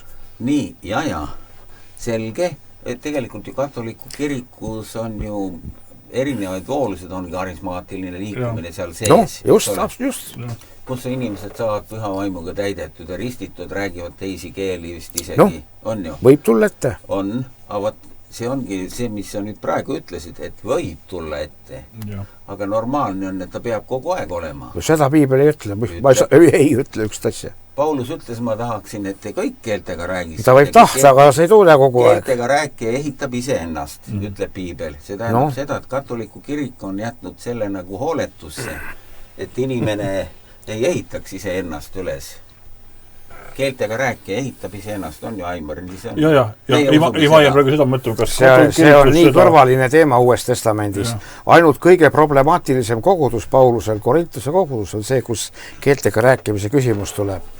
Mujal pole see üldse teemaks, see pole teemaks üheski muus kirjas. Ainult seal kuskil lõpus nimeta, kas oli Thessalonika kirja lõpus või kuskil. Sellist nähtust on olnud ja sellist nähtust on ka praegu. Aga sellist asja, et inimene, selles on, öeldakse, mis vahe on Jumala imedel ja maagial.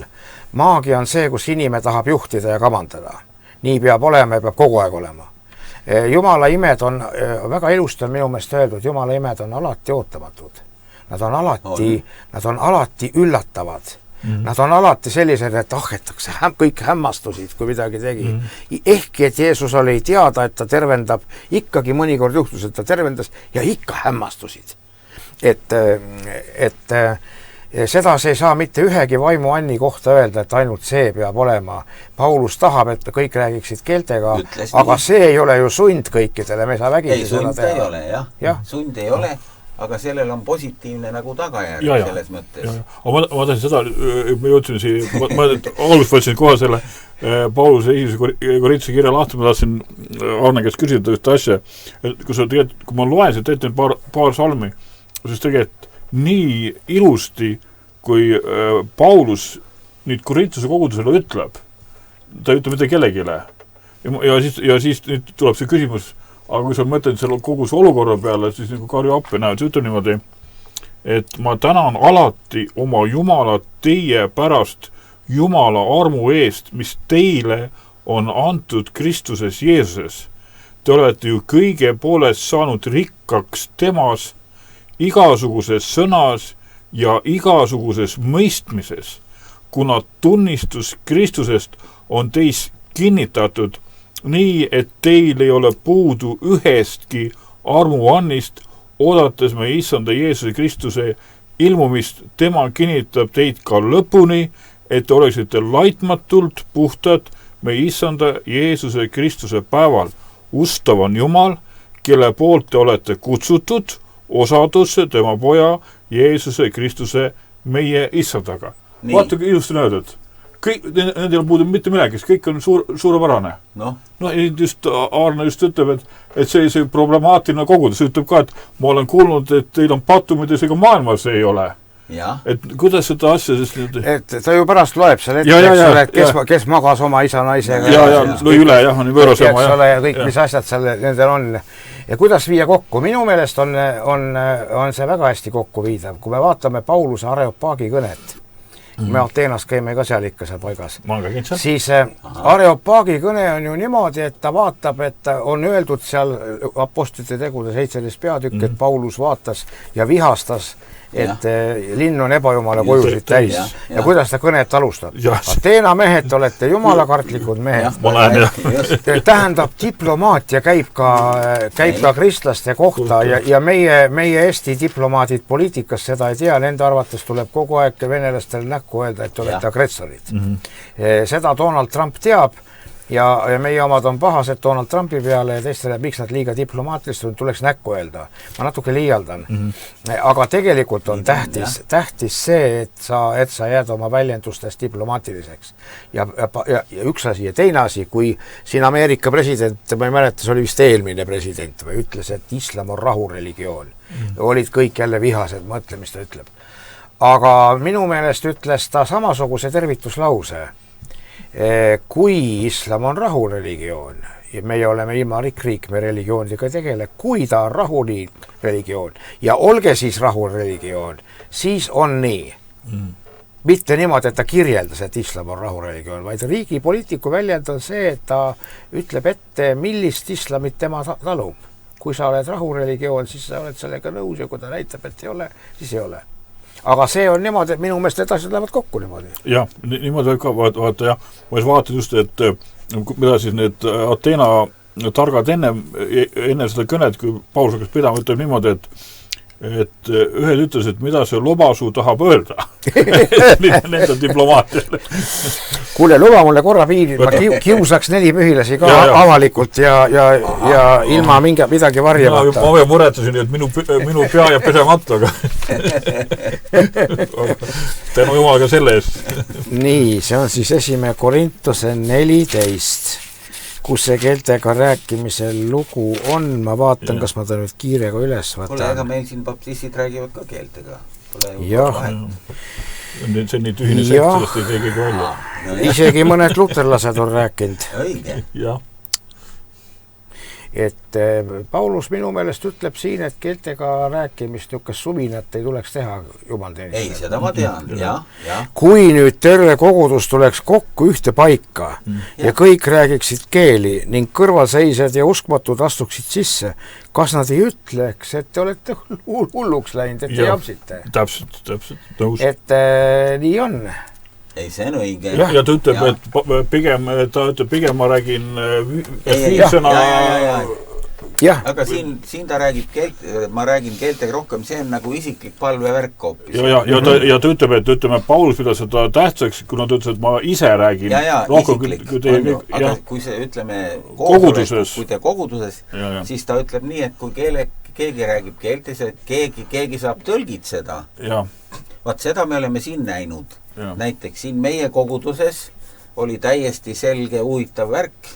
Oligi nii, meie pastori abikaasa, see oli aastaid tagasi seal Puukirikus, palvetas ja järsku hakkas võõrastes keeltes palvetama ja siis ka tõlgitses ja rääkis neid aegu ette, mis praegu on. Õieti. See oli huvitav asi.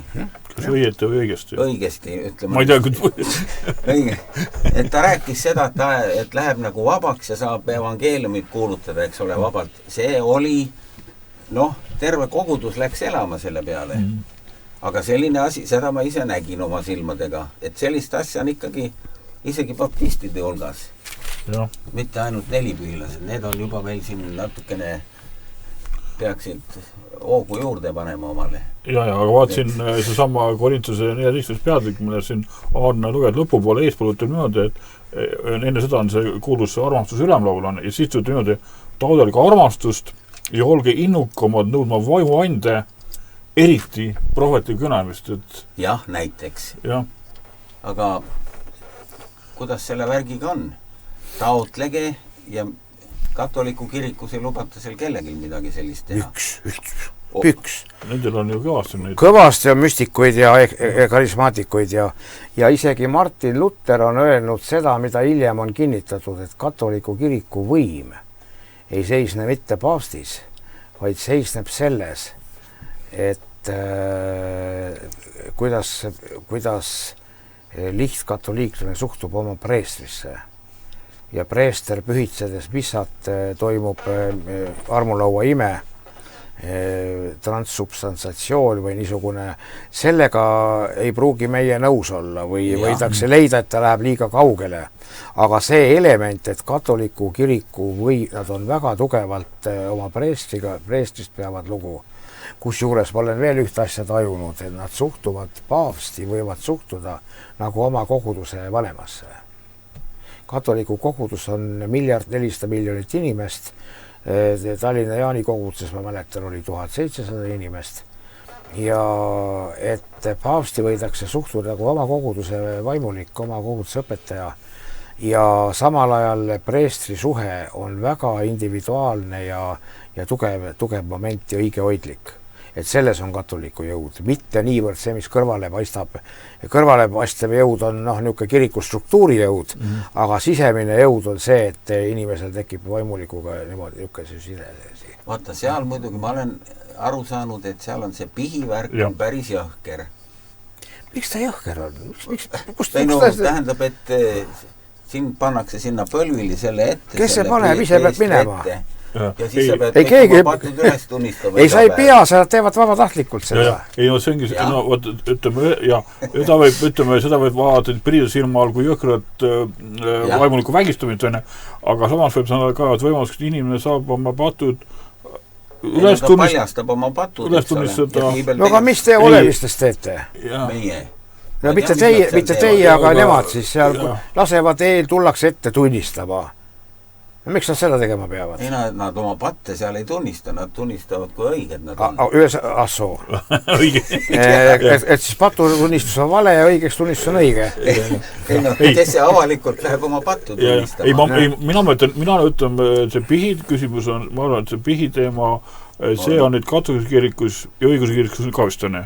On nagu tugevus, selles mõttes, et sa saad minna ja ega mina aru saan, ma ei tea, kas õige noorna saab seda parandada, et sa ju ei räägi tegelikult, sa ei räägi seda pihti mitte nüüd sellele preestrile, vaid sa räägid seda pihi Jumalale ja tema on tunnistajaks. Jah. Niimoodi. Ei, ma saan aru. Aga ikka ütleme, aga mõtle niimoodi inimene, et sa mingi patuga hakanud ja vaata, see vaevab sind. Ja sa võib-olla oma kamberi sulle proovid seda, aga ikka jäävane. Siis sa lähed ja tunnistad selle nii-öelda vennaga koos ülesõne ja ikkagi kergem on. Kuidas see Eesti vanasõna, et jagatud mure on pool muret või? Jah, tähendab, et praegu siis katoliku kirik seda ei väida, et nemad on ainu päästjad.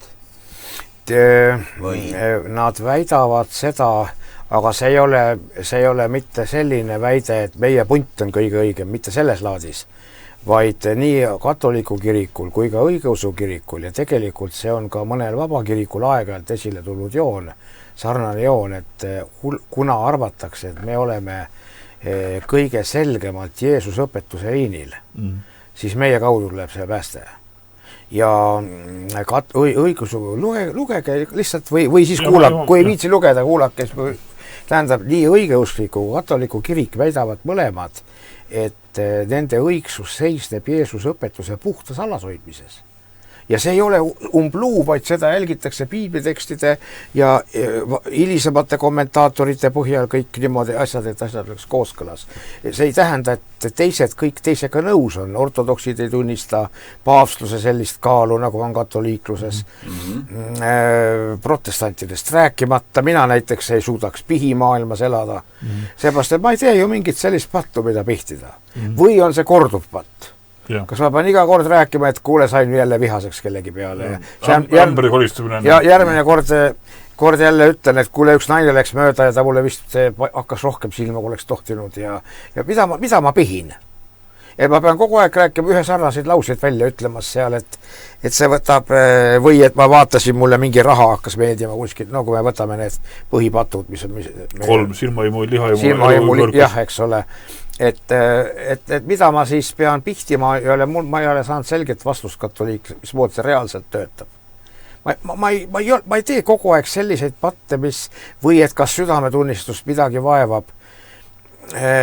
Võib vaevata küll, aga nad on öelnud ka, et seda peabki kogu aeg rääkima. aga samas ma ei ole sellise eluviisiga harjunud, ma olen protestant. Aga kas ütleme, luterlasel ongi üldse raske ju aru saada, sest vaata Martin Lutheri kohta ma lugen niimoodi, et selline vaga jutt või kuidas see on, et Luther oli läinud oma kambrisse ja oli näinud, et Sarviline oli seal kohal ja hoolega kirjutas. Ja ta oli siis kiikanud õla vaata, kirjutas nagu siis ta pattu ülesse. Ja siis Luther oli öelnud paar tükki juurde, et pane need ka kirja, ära need arvamust. Ja ütles lõpu, et kirjutada seda alla, et need on kõik Jeesuse veres pestud. Et Jeesus on kõik maksnud. Et mida sa siis pihid nagu? See oli õigeks saanud. Nii? Ja ma olen sellised vendi ka näinud ka praegu ajal on ja kes ütlevad, et nad ei ole enam pikalt aega kogenud, et nad oleksid patused. Piibel ütleb, et me olegi, jah. Täpselt ju. Me olegi patused, me oleme õiged juba Kristuses. Võt. Vaata, kuidas ta meile nüüd otsa vaatab siin. Ei, ma nii väga ei vaata, ma lihtsalt mõtlesin, et kuhu see nüüd ei läheb? See on, luterlik eripära, ma ei tea, palju suvi pakub. Ikka pakub? Luther on isegi ühe lause öelnud, et meie oleme või mina olen Ockhami parteist. Kui ta õppis ülikoolis juurat, siis moe filosoof oli niisugune katoliku kiriku suhtes kriitiline mees nagu William Ockham. Aga William Ockhamil on olemas ka jumalast ja maailmast arusaamise filosoofilised viisid ja ta väga rõhutab sellises arusaamises jumala suveräänsust, meelevaldsust ja inimese tahte orjastatust inimene ei suuda midagi. Ja see joon poeb Lutherisse sisse. Ja luterlikud tekstid on niimoodi ikkagi, et inimene on vältimatult patune ja luterlik kirik seda õpetab. See minu meelest ei lähe luterlus. See, kuidas on isegi luterlikud või enam-vähem, luterlus on ju ka, eriti Saksamaal on seal see evangeelne kirik ja vanaluterlased ja reformeeritud kirikud on natuke erinevad, aga üldiselt on nad reformatsiooni kirikud ja seal on osutanud Adolf Schlatter, üks polüglott ja väga kõva teoloog 100 aastat tagasi juhtis tähelepanu, et Luther kogu aeg kritiseerib häid tegusid. Head teod on maskeeritud edevuse teod ja halvad teod. Ja samal ajal ütleb see Schlatter, kes oli ise kõva teoloog ja piibliteadlane, ütleb, et Uus Testament mitte kusagil, mitte kordagi ei kritiseeri häid tegusid. See, kui Jeesus ütleb, et mingid teod on tal kriitika objektiks, siis need on juba silmakirjalikud teod, need ei ole head teod, vaid need on silmakirjalikud teod. Ja mul on, mina sain ühe väga selge arusaamise, juhtusin kuulama ühte ortodoksi jutlust Moskva patriarhaadi kirikus Nevski katedraalis, mina ei tea, 10-15 aastat tagasi. Käisin sealt läbi ja parajasti kõlas üks eestikeelne jutlus ja täpselt mulle kui luterlasele. Ja ma tõin selle näite metodisti seminaris loengul ka ja esitasin küsimuse. Ja võiksin siin ka, ma hästi lühidalt teen. Ja. Kui ma lähen mööda teed ja nii nagu halastaja samaarlane, keegi vigane on tee ääres. Ja mina mõtlen, et ma ei viitsi teda võtta, et ta on must ja verine, teeb mu riided mustaks, ma lähen kuskile peole ja et mõtle kui kohe, et ma ei taha teda võtta ja hakkan mööda minema, siis mõtlen, aga Jeesus käskis aidata ja mul natuke paha ikkagi teha. Ja ma siis sunnin ennast, kuigi ma ei tahaks seda üldse teha, ma sunnin, kuna ma tean, et oodatakse ja ma siis teda aitan ja viin ta sinna, kus vaja. Siis üks tõlgendusviis on, mida ma olen kuulnud nagu või märganud pigem, et see on natuke võlts käitumine, sest tegelikult ma ju ei tahtnud aidata. Aga teine arusaam on see, mis mulle järsku avanes. Minu tegelik mina ei ole ju see võlts, kuna peale jäi see. Ja tema jäi see oluline ju. Ja, et ikkagi sa pead seda tegema. Mitte, et ma oleks seesmiselt teissugune kohe, mul see võlts jäi sisse alles, aga peale jäi teine ja võib-olla järgmisel hetkel ma juba paranen. Aga vaata, üks tekst ongi piiblis ka ju, kus kutsuti nagu Viinamäele tööle ja siis ütlesid, et me ei viitsi minna või mingi siuke värk oli. Ja siis lõpuks läksid. Sama situatsioon on ju. Või teine sama mõte on ju see, et keegi nägi, et üks poiss käis ja viskas neid mingid neid veekarpe sinna merre tagasi ja ütles, et mis sa teed, et neid on siin ju miljonid, et see ju, sa ei tee, et selle karvi viskused, aga tema jaoks on see oluline, et see, kelle sa viskused enne. Jah, no jah, vaata, me sattusime nüüd täna siin katoliku orgi otsa, Aimar, eks ole, selles mõttes, et me ei teadnud, kes ta... Ja, ei, no aga ei, mitte katoliku orgi otsa, vaid sa sattusid selle AI orgi otsa. AI väitis, et ta on katolik. Aga AI eksis ju. Ja, täpselt, ta tegi selle katoliklusega. AI võib eksida, muide. Jah, no jah, aga ma olen sõnatu nüüd praegu siin see, mis ta siin meile rääkis, eks ole.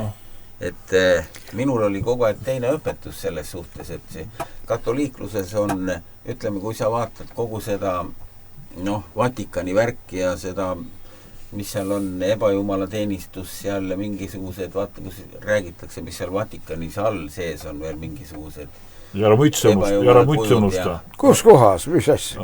Pole seal mingid ebajumala kujusid. Polegi, jah? Ei. Vaata. No kui seisvad kujud on ebajumala kujud, siis liikuvad on veel hullemini. Ärge filme vaadata enam Jeesusest. Aga oled ise muidu seal Roomas käinud? Olen all ka käinud Peetrus haua juures. Nii? See siis on ühdugi. Jaa, nägid. Seal all on ju ka mingisugune elu kuskil Vatikanis, seal suured galeriid, või mitte galeriid, aga seal Katakombid, jah. Katakomb seal all, seal on Peetruse haud ja seal on paavstid vaetud ja paavstid on ka laiali üle linna. Paavst oli 250 ligemale või mis ta on. Nii. Ja siis seal on lihtsalt hauaplaadid.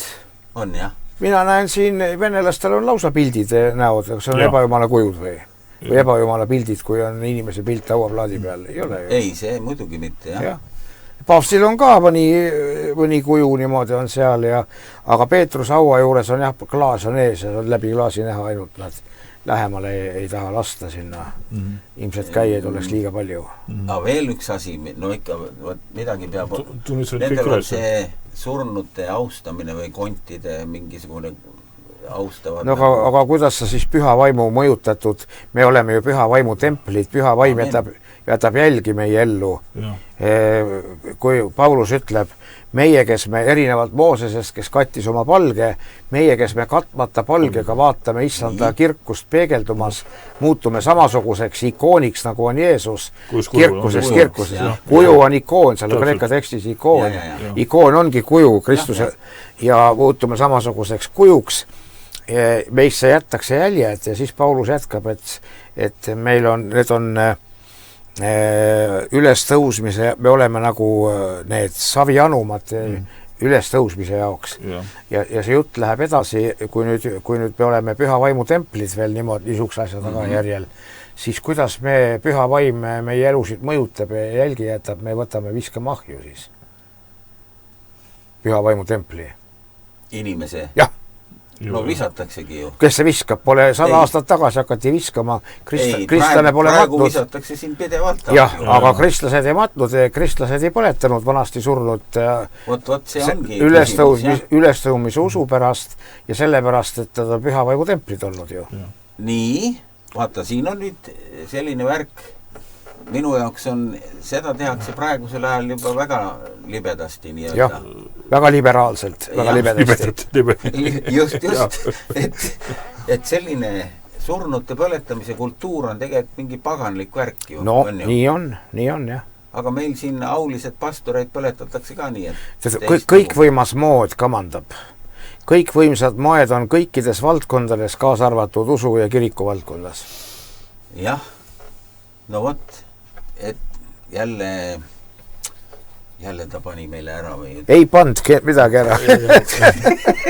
No kuule, Valter, ma loodan, et äkki ühe värava saad iga lüüa, et see päris 10-0 ei jää, äkki saame 10-1 ikka ka. No kuule, aga kui Lazarus ju äratas Jeesus surnust üles. No ilmselt see oli ikkagi vajalik näidis, et jüngritele üldse seletada, mis juhtub.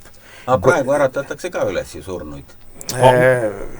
Ja, aga ma mõtlen, muidu see Lazarus loo koha, jäta meelde, Lazarus loo koha pealt huvitav, näiteks sa rääkisid ennem ju Peetrusest, kes tunnistas Jeesuse Kristuseks, aga see Lazarus loos üks õde just mulle ükskord näitas siin, ütles, mida mina pole tähele pannud, et selles loos seesama Marta, vaata, keda öeldakse, et kes tuli Jeesuse juurde ja et ta võiks ju, Marta ju tegelikult ka tunnistab Jeesuse just selles loos loed ka Kristuseks. Täpselt samamoodi. Tunnistab. Ja. Marta oli ekstravert, Maarja oli introvert. Maarja kuulas Jeesust, Marta toimetas. Ja seal, kus on Latsaruse lugus, on öeldud niimoodi, et Marta oli kohe kiiresti jooksis Jeesusele vastu ja märke juures Maarja ja Maia. Tema oli niisugune rohkem. Ja ta rääkis, ja tegelikult ju nii Maarja kui ka Marta pärast tuleb Maarja välja. Täpselt, alustab töötamoodi, kui sa oleksid siin olnud, siis meie veend ei oleks olnud. Aga see on nii, et see Marta, ütleme nagu, Marta on saanud samasuguse kohtumise meie poolt, nagu on saanud Toomas, kui usmatu Toomas, ja Marta kui selline, aga tegelikult ta jagas matsu väga hästi. Ja Toomas ka jagas. Toomas on ka saanud ebaõiglast kohtamist. Ma seda mõtlengi just, jah. Toomas tõenäoliselt ikka jõudis Indiani ja India kristlased seal loevad ennast algusest peale tooma järglasteks. Aga see, mis see pühakute luudesse puutub, siis pühakute luid, kui Latsarus ära suri, Latsarus ju pärast läks ju maapakku, Johannes ütleb, et nad tahtsid Latsarust ka ära tappa kui tõendajat ja Latsarus pidi ennast varjama, temast pole ka kirjutatud midagi esimestes evangeeliumides. Alles Johannes siis kirjutab, kui ta juba surnud oli ilmselt. Ja Latsarus oli surnud Küprosel Larnaka või Lakarka linna piiskopina või koguduse vanemana, see tähendas koguduse vanemat. Ja tema haud on Lakarkas või Lakarda, mis ta on seal Küprose kagu osas. On tema haud olemas, kuhu ta nüüd maeti, sest ta ju äratati maisesse ellu tagasi, mitte ei läinud üles tõusule edasi, nagu Jeesus läks. Ja nüüd, kui need seal on tema säilmed on seal, kas me peame ära põletama need siis või kas me ei tohi neid austada või milles küsimus on? Ei, ma maha. Jah. Auda. Seal ongi kaljuauad. Kaljuaudades nad on ja niimoodi maetaksegi, aga et pühakute puhul see on nüüd nende arusaam. Eelia luud äratasid surnu üles. Oli küll sõuke värk, jah. Et niisugused ilmingud on pühakute puhul just ja sellepärast hakatakse pühakute luid austama, on austatud kui pühavaimu töö tagajärgi ja loomulikult nagu igasugusel rahvapärasel vagadusel, igasugused liialdused lähevad ebausuks ja lähevad liiale. Liialdus läheb liiale. Võib-olla see nii on, jah. Vaata, siin üks aeg käis Oleviste kirikus, ma ei tea, kas sulle see kohal, teadsid sellest, üks pastor käis Olevistes kiri nagu kõnelemas, kes ärkas surnud üles. Ta oli balsameeritud ja 3 päeva oli surnud. Selle Aafrikast oli on, jah? Ja see oli tõesti sündinud lugu, päriselt ikka. Ja aga seal oli küsimus naises. Vaata, ta naine ei leppinud sellega. Ja naine vedas selle surnu keha Reinhard Bonke koosolekule. Ja seal ta ärkas ülesse. 3. päeval. Ta oli surnud, ta oli balsameeritud ka. Ma ei tea, mis sinna lastakse ju igasugust mürki ja värki. Ära raguneks. Jah. Ja siin ta käis nagu seda rääkimas. Ja räägivad, et seal, kus on suured tagakiusud, et juhtuvad selliseid asju ka. Me täna hommikul rääkisime siin ka Indoneesia ärkamisest Bali saarel. Et seal oli ka, et nii nagu Jumal tahtis, hakkas seal nagu kõige, ütleme, kuivemas kirikus hakkas ärkamine, et kõrval oli nagu 4 pühilased või sellised, aga nendega ei juhtunud midagi, aga seal, kus olid, ütleme, kuivad puud. Kuivad, jah. Kuivikud. Et seal kirik läks nagu põlema väljast. Ja rahvas jooksis kohale. Ja kuulnud, jah, selle lugu. Ja rahvas jooksis kohale ämbritega, et ära kustutada. Et need on tõesti sündid lood. Et see oli päris huvitav. Ja kuidas nad, ja seal ärkas päris, palvetasid surnute pärast tõusidki ülesse. Aga see ei olnud nagu katoliiklusega üldse sega. Nagu ta oligi tüüpiline siukene, meiesugused on ju, jah. Ütleme nii. Ei, aga ei peagi olema katoliikuga seotud, ega siis katoliiklus on versioon Kristlusest suhelduvaks nende riikidega, kes muidu väga täiesti ilmalikuks muutuks. Kui ei oleks niisugust struktuuri olnud, siis poleks kristlikku ühiskonda tekkinud, kui ei oleks kristlikku ühiskonda tekkinud, oleks see kahjustanud kristluse levimist. Vaadake, kui kaua teevad siin propagandat, usupropagandat teevad nelipühilased, baptistid, metodistid, ikka on kõik ainult mõni tuhat. Kristlik usk on nii võimas kraam, on küll, et seda ei võta igaüks naljalt vastu ja mis on massikirik? Massikirik on niikuinii, nad suudavad vähem uskuda ja leidub ebausku ja leidub nõtra usku väga palju aga massikirik hoiab kristliku fooni. Eestis on seda funktsiooni täitnud luterlik kirik, Euroopas oli katoliku kirik koos paavsti selle võimuga. See hoidis seda fooni ja sellelt tuleb ühiskonna mõjud, sellelt toimub see, et kristlik sõnum üldse on õhus, reaalselt kõlab. Ennaste koguduse ärkamine oli muidugi ka oli ka, aga ta ikkagi võttis ainult mõned tuhanded või mõned kümned tuhanded mingil hetkel. Siin ta võttis kogu Saaremaa, räägitakse. Saaremaal on 5 aastat ühte kriminaalkuritegu seda. Siis nüüd tagasi. Jah, vaata, igal asjal on omadus kõrgemast olekust madalamasse minna, et kui seda, sellised asjad juhtuvad. Nojah, et minu alust on ikkagi kõikidel on oma funktsioon ja imesid juhtub siiamaani teatud viisidel, aga on olemas, mul on ikka natuke luterlase pisikud selles, et luterlus sai alguse ülikooli õppejõududest ja need on skeptilised ja mõnes mõttes ka ettevaatlikud uskuma imesid. Kui me katoliku ebausklikke imesid ei tohi uskuda, miks me peame uskuma vabakirikute ebausklikke imesid? Sest inimene kipub liialdama ka siin. Kipub, jah. Nelipüügliialdus on ainult korrutada 10-ga.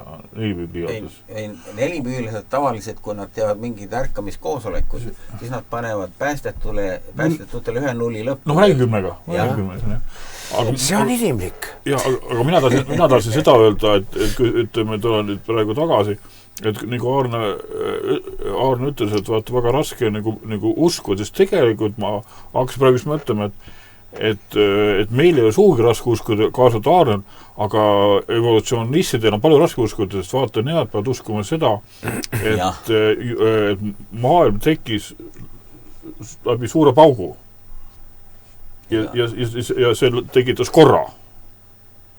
Vaata, seda uskuda, siis peab ikka usku olema.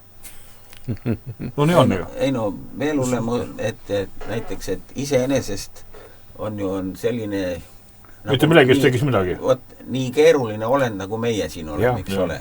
Iseenesest, et ta on, kuigi termodünaamika teine seadus ütleb ju vastupidi, on ju. Ja keerulisemalt lihtsamast. Jah, kogu aeg. Et kus nad seda võtavad, see on religioon tegelikult. Ei, ongi usk. See on tõeline usk. Jah. Aga see on küll luterlaste miinus, et kui taotlege vaimu andeid, õpetab Paulus, siis luterlased vaikivad sellest, nad võivad isegi piiblit lugeda, aga see ei toimi luterlases. Ongi nii. Ei toimi. Luterlus ei taotle mitte midagi. Luterlus elab ainult usust. Luterlane, kui ta teada tuleb maailma lõpp, siis ta ju hakkab õunapuud isutama. Kusjuures see lause on Luteril omistatud. Ja ma tean, et ilmselt see nii on. Jah.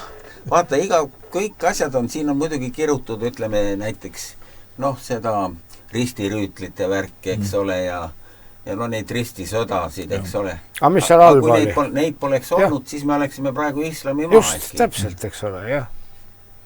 Ja seda, et sõduritele, et miks sõdurid ei olnud sama kvaliteediga kui apostlid, ei olegi, kõik kristlased ei ole ühtemoodi ja sõdurid ilmselt ei kuulu kristlikus mõttes kõige eeskujulikemate hulka.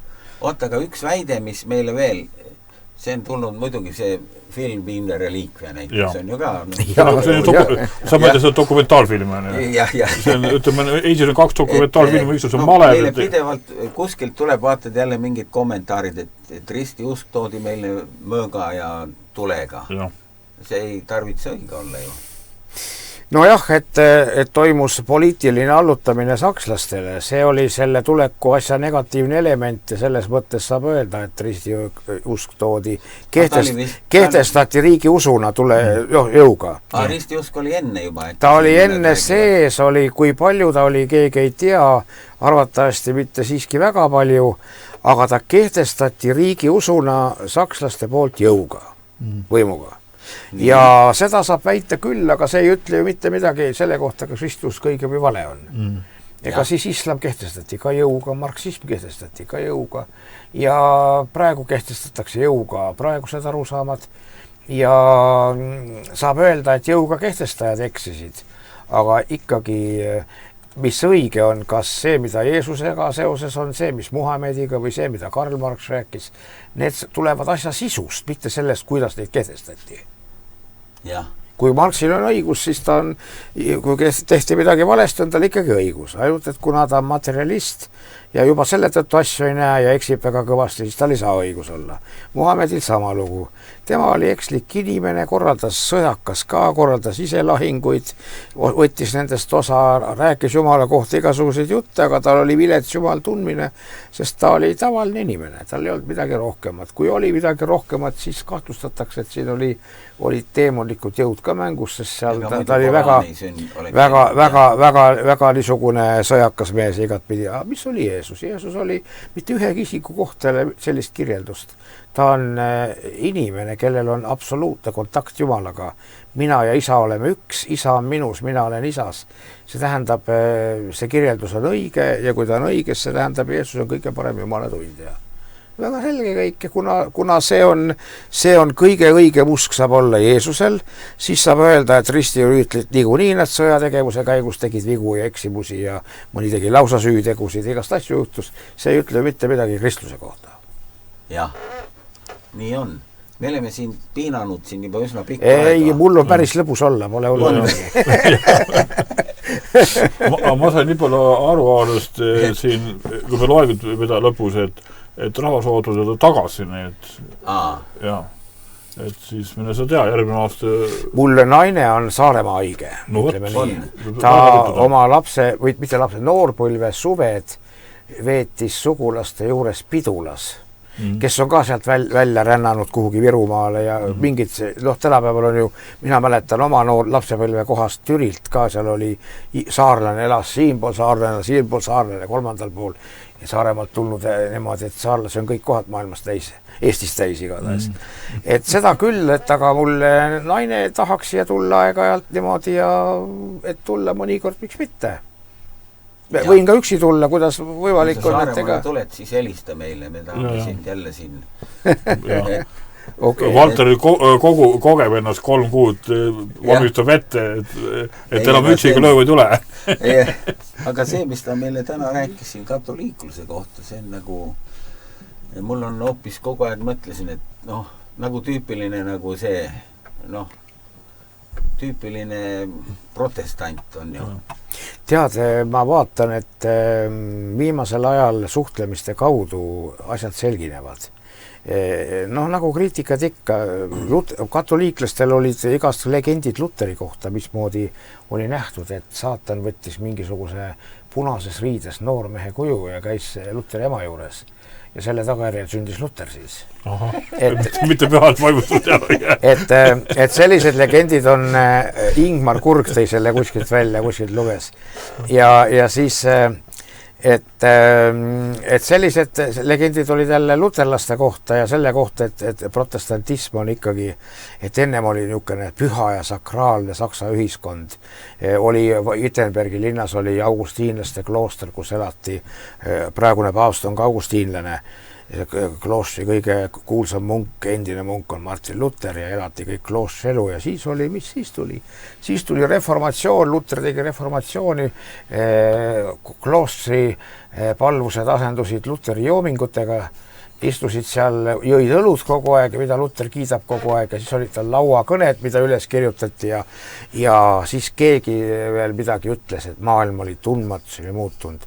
Sakraalne Saksamaa, kus pühaduse standardeid arvestati, oli koos reformatsiooniga muutunud täiesti ilmalik dimensioon tuleb mängu ja hoopis teine maailm. Et on olemas, ma räägin seda mitte rääkimast jälle, et katoliiklastel õigus on, alati ei ole sugugi, aga nendel on oma pilk olnud ja mitte sugugi ainult vale. Protestantluse kaudu tuli see samane võimule, see samane ilmalik maailm, mis meil on ja millega me hädas oleme. Seda küll, aga piibel, see, mis meil siin on, see tuli ikkagi... Luteri kaudu. Jah, näiteks. Aga kuidas ütlevad ortodoksid? vabakirikutega ei saanud sugugi läbi, ütlevad, et nad varastasid meilt piibli ja nüüd tõlgendavad meie vastu. See on ju ortodoksi kirikus tehtud. Ja, see on õigus, jah. See on ju ortodoksi kirik oli ju see, mille Jeesus rajas. Kui me vaatame, siis Jaakobus on Jeruusalemma esimene piiskop. Järgmine oli Simeon, tema on nimetatud Markuse 6. peatükk, 3. salm on Simeoni nimetatud. Edasi on nimed ka teada, kõik on kirjas, järjest tulevad edasi kuni tänapäevani välja ortodoksi Jeruusalemma patriarhid, kes on Jaakobuse järglased ja praegune Jeruusalemma patriarhaat, kus püha tuli langeb, on algkogudus praeguses selles. Ja nemad on piibli kirjutanud. Jeesuse jüngrite Pauluse, kes apostliks kutsus, ega iga mees ei võinud. Nemad kirjutasid piibli. Piiblit tuleb seletada kooskõlas ortodoksi kirikuga. Aga protestandid võtsid meilt piibli, ajavad ise järgi oma põlve otsast, teevad teooriad, mis lähevad meiega vastuollu. Et selles on, tähendab, üks asi, mis kehtib kõikidele kristlastele, on minu meelest see. Üks asi ongi see, et kui kõiki kristlasi miski ühendab, siis on see piibel. Ja see on rusikareegel kõikidele. Piibliga peab olema asi kooskõlas. Teine asi, kui me ei tea, kuidas võtta, siis vaata, kuidas usklikud enne on võtnud. Kõigist konfessioonidest. Ja siis sa saad võrrelda, vaadata, mis siis viib Jeesuse õpetuse juurde. Ja selles mõttes on ortodoksid meile eeskuju andnud, et kes talitab teisiti, võtab piibli kätte, hakkab aga mina arvan nii, vaata mulle tundub nii, ja kui ta hakkab sellest midagi tegema, siis ta tõesti kristlaskonna vastu hakkab piiblit tõlgendama, sest see lause ei ole päris õige, kui öelda, et ma võtan kõike piibli järgi. Mina võtan piibli järgi, siis meid on ikkagi kaks. Mina ja piibel. Ja kui mina saan valesti aru, siis ma saan aru piiblist valesti aru, piibel on õige, aga mina saan valesti aru. Kuule, Jehova tunnistajad tulevad, ütlevad ka, et ainult piiblist meil on ainult... Sellega nad kohe eksivad, esimese lausega eksivad. No võt. Ja sest kunagi ei ole ainult piiblist, alati on, mina loen piiblist nii välja. Ja kui ma tahan oma subjektiivseid eksimusi vältida, siis vaata, kuidas seda on toonud mitmed usuinimesed välja, protestantluses ka. Et ikkagi usklikud inimesed, nii nagu on mulle baptistid öelnud, et kõikides kirikutes on usklikke inimesi. Ja põhiasjadest ikkagi, kes on Jeesus, ikka sama arusaamine. Jah. Et Jeesus on ainus tee Jumala juurde. Kuidas see funktsioneerib, kas ainult läbi katoliku kiriku? Katoliiklastel on õpetused ka väljaspoolt võib õndsaks saada. Isegi? Jah, aga see on katoliku kiriku tõttu. On olemas õpetused, ka budist võib õndsaks saada teist selle tõttu, et Jeesus on olemas. Jeesus tema on ju vahemees. Tema toob Jumala inimkonnale lähedale, õndsaks saab, kes usub.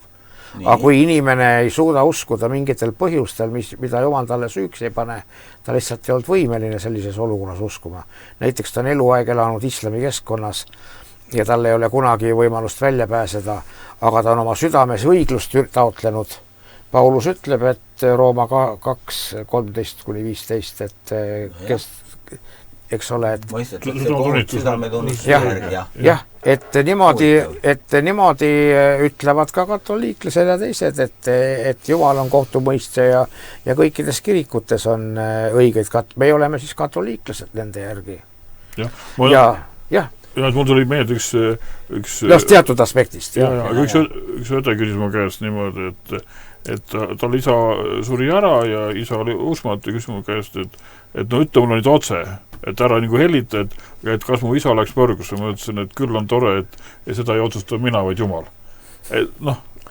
Jah, et see ongi mis ongi tõde, nagu see, et Jumal ei ole kutsunud meid kohtumõistjateks.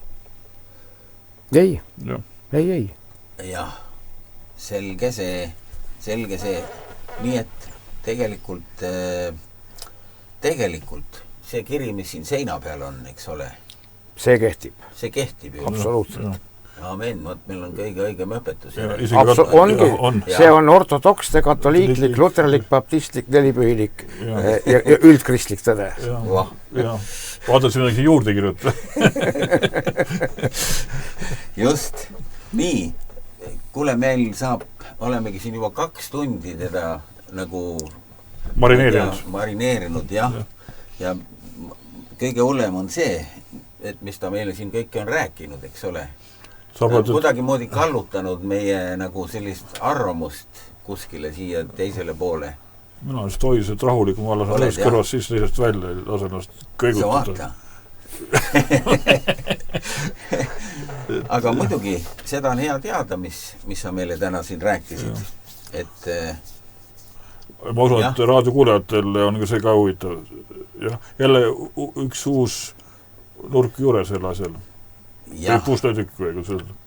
Jah, et selline see asi on. Sellega me praegu siin täna lõpetame, kui sa ütlesid, et sinu abikaasal meeldib Saaremaal olla ja kellegil siin veel, selle endal ka on ju. Et mõnikord, kui sa nüüd siia Saaremaale tuled, siis ma saan aru, et üldse veebruarist saab ametlikult pensionäriks. Et no siis on ju tere tulemast. Vabadus käes on ju. Praegu on vaba mees, siis on puhta vaba. No vaatame, kuidas juba lühatab. Just. Aga suur tänu, et sa tulid siia. Aitäh kutsumast. Ja meelega kutsume veelgi, et meil võib siin igasuguseid teemasid veel tulla. Et Lame maa jäigi rääkimata. Nii et see midagi järgmises korras ka. Jah, nüüd ma panen tegelikult siis selle õigeõpetuse siia ekraani peale. Nii et olge väga õnnistatud ja kohtumiseni. Amen.